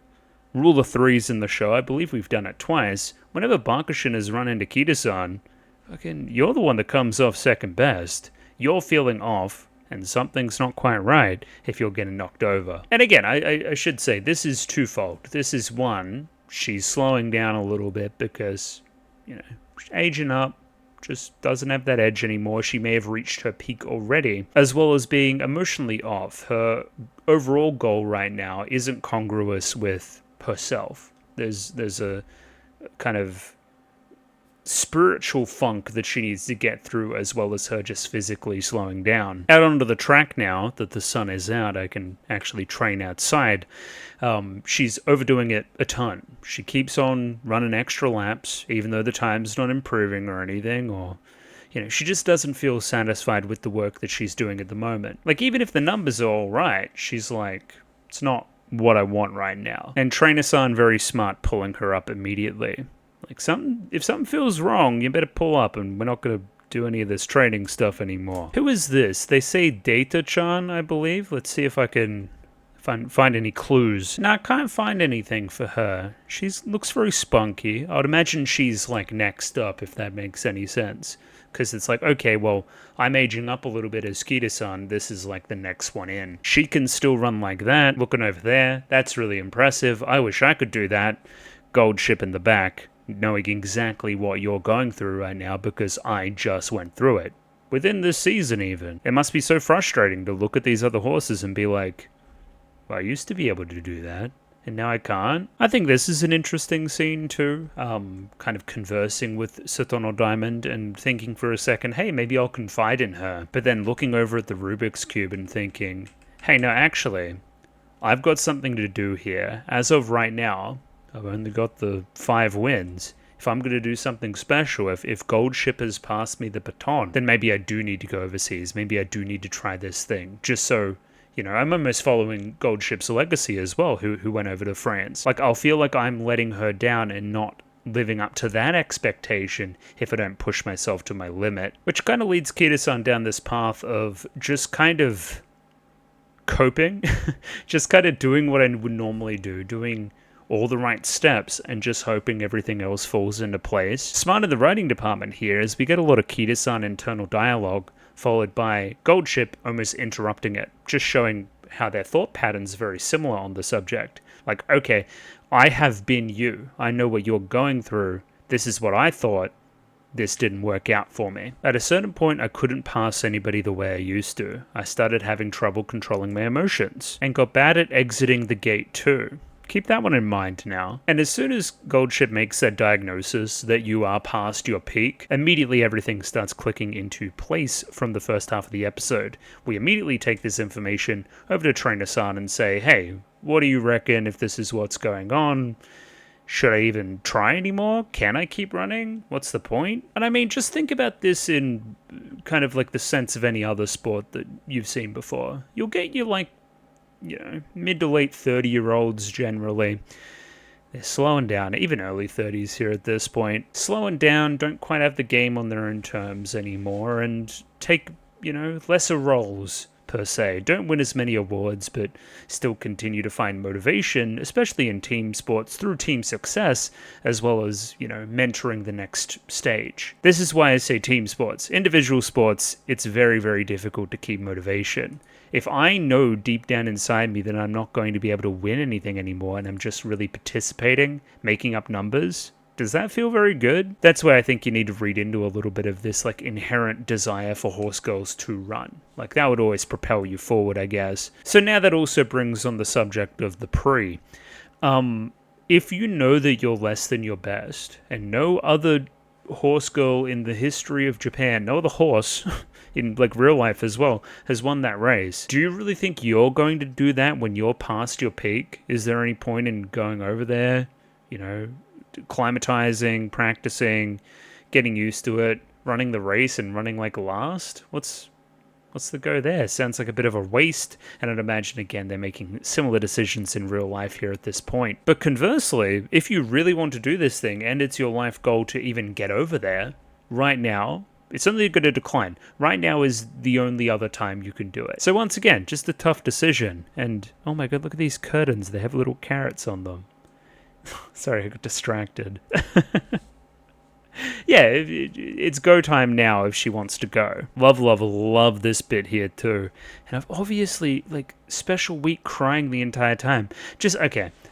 What I love about this bit is that all 7 of the other girls are listening in. Normally you'd get 1 or 2 and it would be kind of it's just kind of eavesdropping, just being a bit... They're all nosy, all at once, and not very sneaky at all. I knew these girls, they can't fucking do anything like this. You'd have to imagine the Trainer-san knows they're there. Come on now. Now, this segment here threw me for a bit of a loop, because you would think that, my biggest and best fans making me a big banner that says, good luck in France, would inspire me to go to France. But no, the show doubles back, and all these people instead, they're like, well, actually, no, we'd prefer it if you were here, actually, and we could watch the races and, support you live and, do all these events.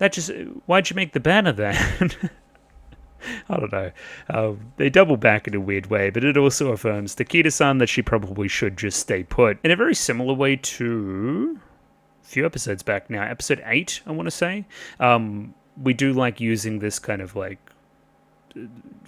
neighborhood of shopkeepers as this line in the sand grounding moment for Kita-san to define whatever her next step is and to give her inspiration. Again, she's drawing from the community, she's drawing from the people, the people's champ. We go back to that well once again here at this juncture. The crux of her decision here being that, okay, if I have limited time left, I want to maximize the amount of races I can do, for one, because going to France will keep me out of commission for a while. But 2, I want all my races to be in front of the people who have supported me.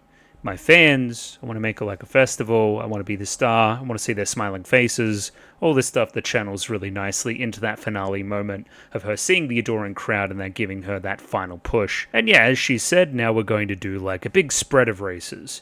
So, we're going for the full senior triple crown. It's going to be Tenosho. It's going to be Japan Cup. It's going to be Arimakinen. It's going to be all that stuff. Breaking the news now to Satono Diamond that she's not going to come on over. Big old dumb phone as well in turn. And big old dumb phone over the other side too. Just good gear. I remember at this point in the episode as well, shouting at the background art. That's just very pretty. It's simple. It's got a nice blur on it. Just looks really nice. It's a nice spot in France too there. That, it's not a cheap room. I also said a couple of times in the reaction that this particular song playing right now, this intense training music, I swear we've used it before as well. It is killing me. It is sending me every single... It's so funny. It's generic spy song, generic again, like Call of Duty lobby music. I don't know. It's almost parody. It's insane. I don't know if I like it, but it's something. It's something all right. We'll learn within that montage there as well that the pre was also run. Saturnal Diamond finishing in 15th, not successful in that venture, unfortunately. And yeah, you would think, okay, well, Kita-san, she's reaffirmed herself. She has a nice, straightforward goal. She has a smile on her face again. She's training hard, practicing well, eating well. Her mental's all checked up. Like, she's great. She's perfect. Everything in kind of the language of the show points to her being successful and continuously so. She is that first part, but not that second part. Something is fundamentally different now, and we really love kind of pushing that point home. This is her last run. In that way, I think the heavy rain is a really nice touch. Just, exhausting is the feeling that I feel at the end of this thing, and that's how she must be feeling as well. Like, I'm almost at the end here. It also gives the race a lovely point of difference as well. Genuinely heavy track and mud going everywhere. Mud spraying up on all the competitors. It's just, like, it feels tough out there. I understand that by the end of the episode, Kita-san's like, I'm not sure I'm cut out for this anymore. It looks grueling. And now I get to circle back around to it as well. What did Gold Ship say? You'll start to slip up out of barriers and whatnot. Exactly what happens there. Now, we love Gold Ship. She's got like some premonition shit or something. She's crazy. Just, good setup payoff stuff. At least you're not doing any like billion yen incidents or whatever went on. Like, you did a little bit better than that. You still won the race. It's also the last chance we get to talk with these goobers as well. They're always good fun. I always love the pass off between them as well. It's like, well, what do you mean by that? And then he elaborates. It's great. It feels satirical once again to other sports shows where you will go to these characters off to the side and they'll explain things. Again, given the competitors' lack of a luxury to do so. It's very on the nose and they know what they're doing and it's fun. It's tongue-in-cheek. Another thing I like here that we say is that normally Kita-san wouldn't be controlled by the conditions, based on her constitution and her formidability. That's a word. She's strong. She wouldn't normally be fazed by such a thing, but she is. Things are changing. She's slowing down. I also really like this too. On the day, it's obviously not just one race. There's, other divisions before it. You make a day of the races. There's 8 to 10 or so. The inside of the track would become a muddy mess and they would need to subsequently move further out. Just another tactical layer, another element of the day that makes this particular race unique. All that kind of stuff that I love when it comes to the races in this show. Also saying a lot about Kita-san's character here at this point, that she does voluntarily go through the mush instead and the others avoid it. She wants to win that much, but also it's taking a toll. There's a reason why everybody's not over that side too. And yeah, end of the race, Kita-san barely holds. There's a lot of back and forth there though. It's, you pushed her all the way. It shed its crown, which is great and all. Everybody's cheering. We're happy that she won.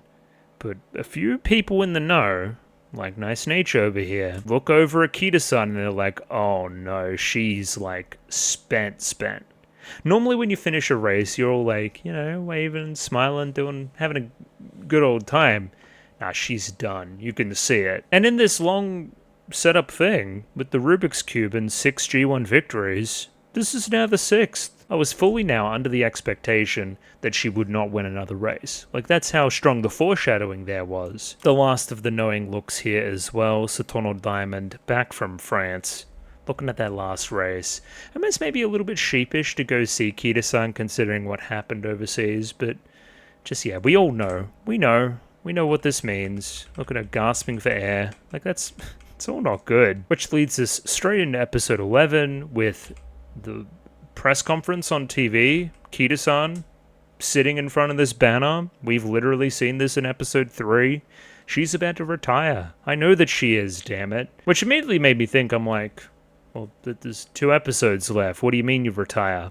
We quickly say here that I plan to retire in 2 more races. Like, this is my last kind of season of it, I guess you would say. That still gives us a little bit of a runway for content and to end episodes with races, which is what we like to do. And of course, in the opening now, Just wanting to shout out this moment. Probably the hypest moment of the session, maybe? It's up there. Just so unexpected. In the middle of the opening, you I don't know, you expect it to be similar, you expect it to be the same, and having that I won't lose line instead now said by Cheval Grande, as opposed to Kita-san in the episode where Cheval Grande wins her race, when it has been so well set up that she really, really wants to win one G1 victory. Now that hit a million times harder than the Satono Jinx. You kidding me? Again, we had the runway, we had the whole season, this just like got me pumped, it got me excited to watch the rest of the episode now. I want to see you win. Granted, it is also a spoiler, pretty much. Like, where else would you put this if she doesn't win? But, I don't know. It got me. It was a good moment. A few choice moments here during the announcements, though, during the press conference. I like the focus on this guy, and I like the flashback to the story, and we see the full, breadth of your relationship with Kita-san and how important it is to you. And, I don't know, as a fan of sport, it hit me. I'm like, okay, this is sometimes how I feel when there's like a big retirement or something. I'm like, shit, I can like remember all the memories, all the good times, all the bad times, all the wins, all the losses, and you kind of been there the entire time. Tying it into a, horse girl that you literally know from your town, I could see how devastating it would be. I don't know, really liked that touch. We also see a number of horse girls checking out the announcement as well. Duramente, Cheval Grande gets the news as well. Just, people that would care. And goes to show all the lives she's touched across Season 3. I also really like this from Turbo. Her whole thing, like, Teo trying to soft retire in Season 2 and trying to get her to stop. Again, for somewhat selfish reasons, but inspiring ones nonetheless. She's still very consistent here. Why would you ever retire? She won the full tenor show just then. Come on now. We then have my good friend Royce and Royce explaining things to to Turbo. I believe this is the first time this character has spoken, and I believe that is also the joke. Everybody is taken aback by her actually having a speaking role and some lines. Whenever we have seen, Canopus in the past, she's just kind of been there unexplainably. She had some content. Funny. I don't know, I liked it. I guess the surprise as well is that she doesn't fit in very well with Canopus, because she's actually, like, competent. She's like a good orator. She isn't a meme horse like the rest of them. I don't know, how did you get saddled with all these freaks? We'll never know. We are really pushing the special week crying joke too. It's like, fucking girl, get up. What are you doing? It's like...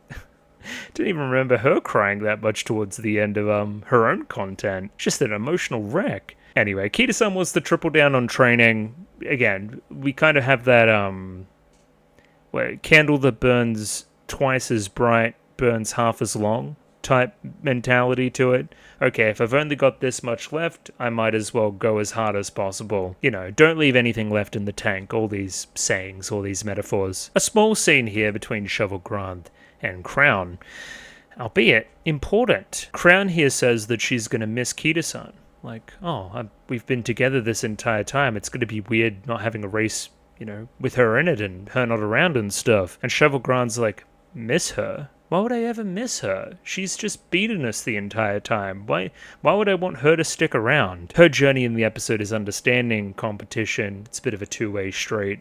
You both loathe your competitors and love them. It's, it does both. You are the thing that gets in the way of me accomplishing my goal, but you're also the thing that makes it worth it in the first place. If it wasn't difficult, if I didn't have, these hurdles to overcome, then the victory would be a bit more hollow as well. In case we had anybody curious as well, I looked into the data over here for Cheval Grande.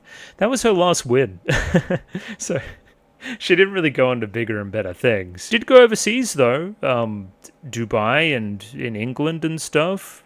She's doing heaps of stuff. I guess, we can't all be, these focus horses that win all their races and stuff. There has to be other people that lose. And kind of the missed opportunity of Duramente as well. Both meta-wise outside of the show, in my opinion, she's been a bit of a missed opportunity by the show. I think she's really cool. Would have liked to see her in it more. But from her perspective, she missed the opportunity to compete with her again to compete with Kita-san. Again, she pushed me all the way to the limits earlier this season. I wish we could have ran together once more just to compare ourselves. That real competitive spirit fits in well with the other theming, the Cheval Grand stuff in the episode. I believe I mentioned this flashback here before. It's really just first meeting with Kita-san, all that kind of stuff. I don't think it's quite quaint, and it's cute, and I really don't like the sound effect that like his back makes. It just makes me really like cringe. And I guess it's nice to finally see the setup for the bit. But yeah, pretty straightforward, as I've said about a lot of stuff here today. I'm also growing to quite like this wife character too. She's just a bit of a hard ass. It's like, stop fucking moping. She's got 2 more races. Let's go cheer her on. It's our responsibility. Alright, she gets shit done. We can respect that. I guess this is a good opportunity to talk about it as well. Since this change has happened with Kita-san, she noticeably is more puffed when running, and her voice acting has changed a little bit. I found this a really nice touch. It, like, stuff that used to be easy is now a lot harder, and I'm exerting more as a result. The whole thing itself is more effortful, and I'm more satisfied when you win. It's great. It reminds me of Season 2, when Turbo is running. Like, she's visibly cooked by the end of it, and you kind of hardly ever see that. I don't know, it just resonated with me. I like effort. Effort's, you know, gets me to root for you a lot more. I think this scene here is important as well. We now just pop in with Crown and, you know, touch on her relationship with Kita-san. Again, I've been with her in 6 races, been, you know, her peer through the classics. It made me think again, like, as I said in the reaction, about other sports people and how they feel about, you know, important players on other teams. You know, it just kind of feels like something's missing when they're gone. Like, we're all the kind of this class making it through together. You know, it feels like we're family, oddly enough, despite us being competitors. It just, yeah, it resonated.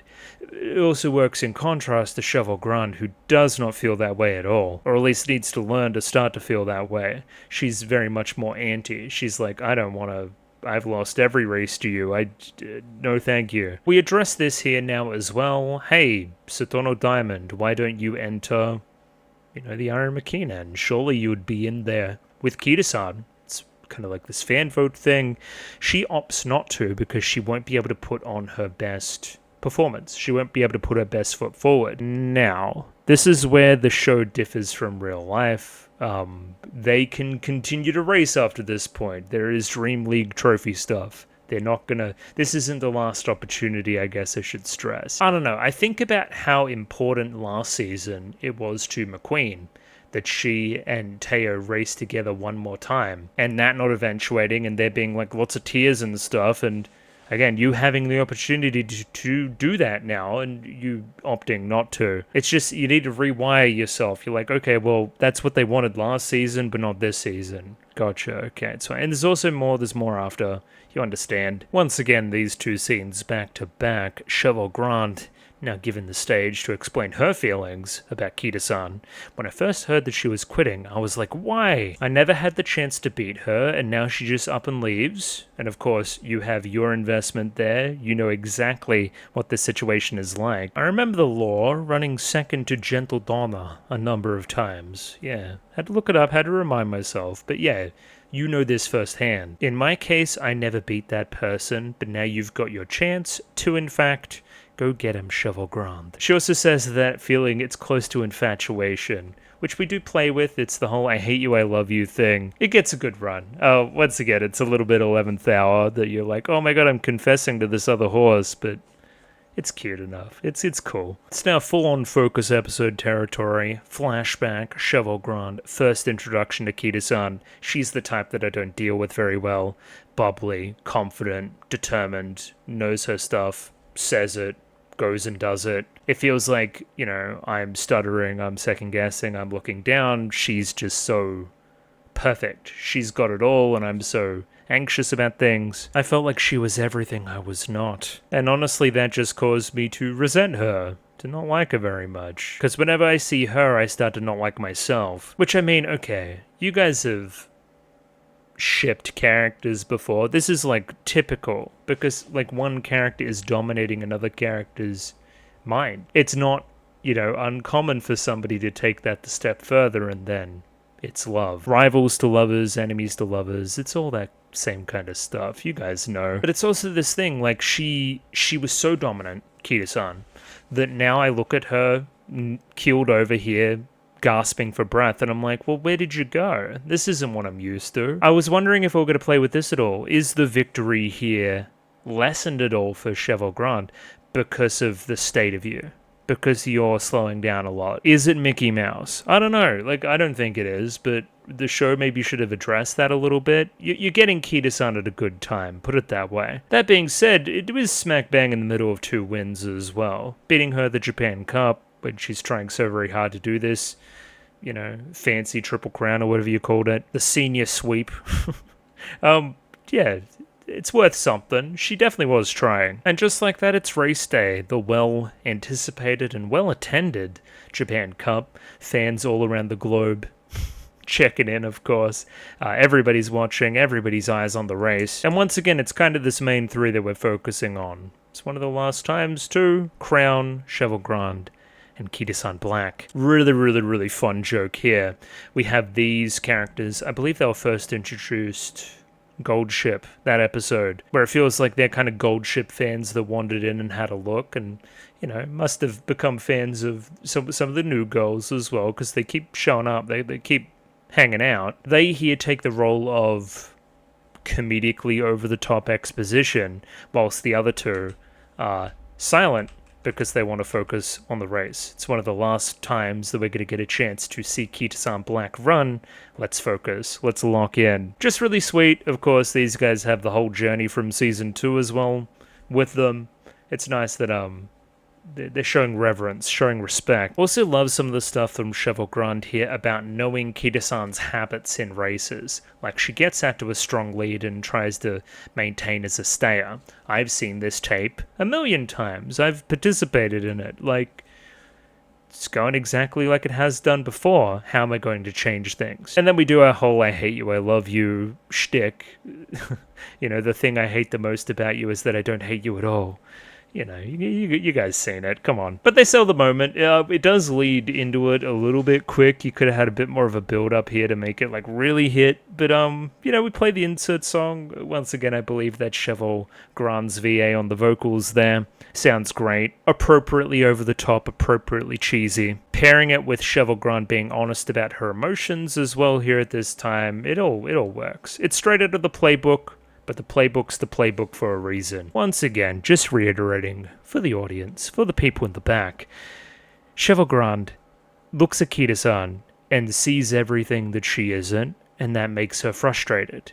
But, like the rest of the girls in the show, and like the general moral of the show overall, I should see that, and that should inspire me to be better. I used to look at these things that you did and shy away. You know, be sociable, be all things to everybody, win all these races. But now I look at that and I can't tear my eyes away from it. It's a goal in front of me. It's something that I want to chase down and achieve myself, all of which plays out in the rest of the race.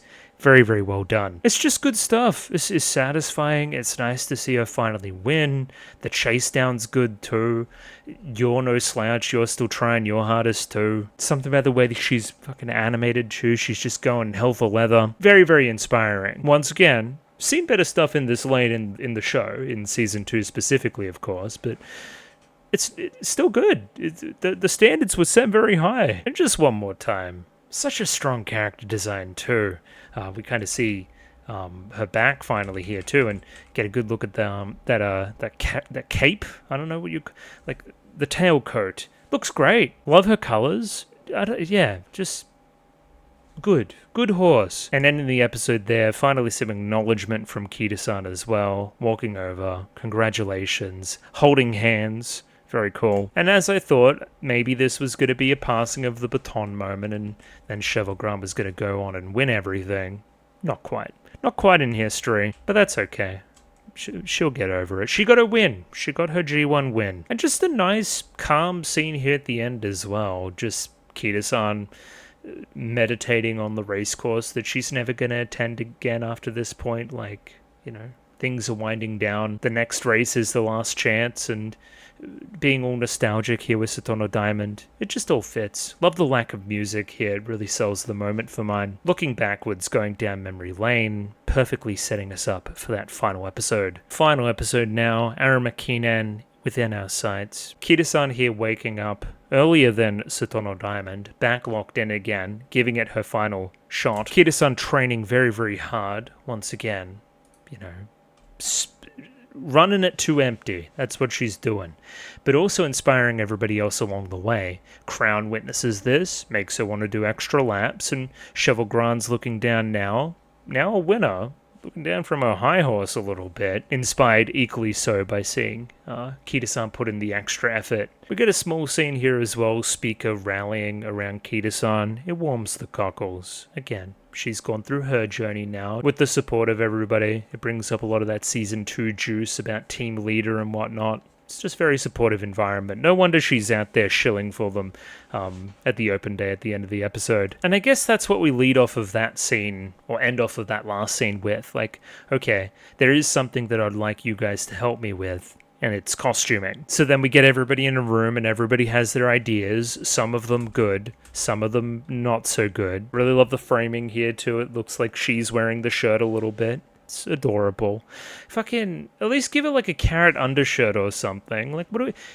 Incorporate everybody's ideas. They're all good. Got me feeling bad for Special Week over here. And I mean, I'm just going to reiterate myself again. This episode, it's about reinforcing that festival thing. That's why we just had like 2 straight minutes of people talking over montage footage of everybody getting ready for the big event, everybody getting ready for the race. The people are important. That's what we're stressing here. It's about them, it's about the festival, it's about their smiles, it's about fulfilling that dream. But I've also been saying these things for like 6 episodes now. It's not really anything new. It's not really anything we haven't seen before here in this final episode. It just really reaffirms. Well, it's good. Cherry on top. That's what it all feels like. I have to make sure they see me off with a smile, and then Teo appears, smiling ever so. We love Teo. Tokai Teo, of course, having her own story of an inspiring Arima Kinan victory. One that made the crowds erupt and smile as well. Maybe a good person to talk to here at this juncture. This feels like a nice, again, send-off for this little relationship between these two. Senpai Kohai, you know, fan, superstar, but also Teo here affirming the thing that she learnt during her journey. Everybody's trying equally as hard, only one gets to win.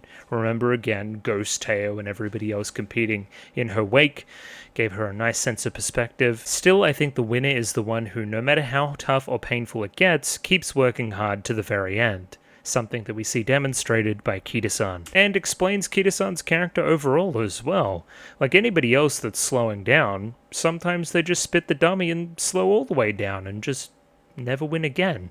You've decided that with your final few races, you're going to go as hard as possible. That is admirable. That is the mindset of a champion. And this week's like in hype too. I explained this as well. Whenever you go into the race early in the episode, you know it's going to be good. You know it's going to be hype. So here, again, normally you get into the race around here, we have like a good lot of extra stuff here. And a remarkable focus on the crowd once again. Like this mass of humans, again, just really hits the themes home, man. It's about you guys. What do you think about the outfit, chat room? I like it. It's a little bit divorced from her whole festival thing, but more so here just feels like her... You know, you put on her Sunday best a little bit for such a special occasion. I do wish it just was a bit more Japanese themed, though. It's very European, which I thought was Satono Diamond's whole thing, you know, considering. It's good, it's cute, I wouldn't have chosen it for her. And of course, the worst thing about it is that there's no carrot shirt, so scrap it. It's garbage. Once again, it's still just a bit of missed opportunity going on. Like, Kita-san has a costume change, nobody else does. Like, I don't know, I almost think about it like some magical girl type shit, or like some hero show tokusatsu type. Like, in that last episode, you want to see a form change or something. You want to get hype about that too. Just a few different costumes for characters we'd seen previous would have been appreciated. Like, you're telling me you don't want to see like a powered up Satono crown right now? Come on, be serious. Of course you want to see that. Also, I like her. Who's she? Have I seen she before? I like her. put her on the list of horses I like. Now this here was a small moment. I really, really liked it. Kita-san just looking over to this guy, rising up out of the car. He's like the gun guy. He's like the start guy. It's the last time that this is going to happen while I'm racing in the Twinkle series. I'm like really taking in that moment and like feeling it as it's happening. There's a melancholy, there's an anticipation, there's a relief. It's all tied up in there, man. Whenever you've like stopped doing anything, like it's your last one of like starting a new job, quitting your old one, it's that same sense of, it's a weird mix of feelings. I feel like we really nail it here. And it is the boring stuff. It is the stuff like that where you're like, damn, that was the last time I'm ever going to do that. I specifically remember ending my last job before starting this one I have now and doing a few things and being like, again, like, I'll never do that again. I'll never talk to this person again. I'll never, my password for the computers, like I never type that in again. Again, it shouldn't mean anything, but it does. Just through the amount of time investment you've had doing it. It allows her to reflect on the entire journey, like the first time she saw that as well. Again, it's all done without dialogue. I think, yeah, well done, well done. Some nice production touches here too. Love the first person there. Put us in her shoes. Love it. Touching that barrier, just the side. First person once again. But also like relief, acceptance. Good ending. This is some good stuff. I didn't pick all this up on the first watch through. Also, this eye catches hype. Like she just looks very pretty, and cool and stuff. she looks both. She looks both. And some neat production stuff on the race too. We have started. Kita-san's out to a lead, and we do a number of really cool zooms, kind of like there to there to there. Just, I don't know. It's something I haven't seen before. It's like exciting. It's like, I don't know. The people in the race matter. It's good. Once again, this wife character talking some sense into him once again, slapping him back into shape. Stop being all melancholy. Focus on cheering. Even though it's her last one, we got to do our job too. Like we've got a job here to do as fans. Fucking put your feelings to the side. Come on now. Maybe she saved the day. Again, everyone's cheering for her by the end. Maybe she started all the chants. Shout outs. Now, if there's one line that's going to stick with me from this episode and from season 3 and about Kita-san, it's this one. They're looking at her run, all very effortful, just the way she does. She's grunting the entire time too, it's crazy. And it inspires them so much. And this is how they describe her. Not slick, but so cool. Not slick, but so cool. I think that's such a great line. Not slick, it all looks like hard work out there. But because of that, she looks awesome and inspiring and cool and something that I want to be. That's great. It's it in a nutshell. It's just nails it with that one line. Love it. I think that's outrageously good and really speaks to her through the entire thing. You have horses like Duramente. Duramente's slick, and a few other rivals here and there. Satono Diamond, slick, I would describe her as. Prim, proper, official. Kita-san, not so much. She's a bit more of like a cage fighting type horse almost. Like, she's tough and she's big, and that's what we love about her. It's such a cool line. Just paints that picture in my head so well. This is where we start reading out the I want to wins as well, reminiscent of that opening. Thought that was a great touch too. She's almost getting caught in her head a little bit too. It's getting desperate. It's getting uncontrollable, which makes us approaching this final turn and getting a bit of input from the crowd. It's so important to clear her mind. Like, she's going hell for leather there. I want to win, I want to win, I want to win. And then everything stops. Wonderful. And this moment here of Zen, this rose-colored scene of all the fans watching her, feels like time pauses. It feels like it's a photo. It feels like it's a memory already. It reminds me of Teo. It reminds me of my father. Almost sepia tone in nature as well. It's just perfect thing at this time to calm me down and get me to perform my best at this final, this final spurt. An obvious moment, to be sure, a well-telegraphed moment, but well executed nonetheless. Very, very, very nice. And we just bathe in it for a bit. It's the people, man. It's the people. And yeah, from here, she's just unstoppable, unassailable. Some great animation touches there too, as she once again bounds off of the ground. There's like steam escaping from her there for a little bit too. Like no one had a chance after this point. Now, The soundtrack I would change up. It feels like you're reheating Season 2's Nachos a little bit, but it works. I just...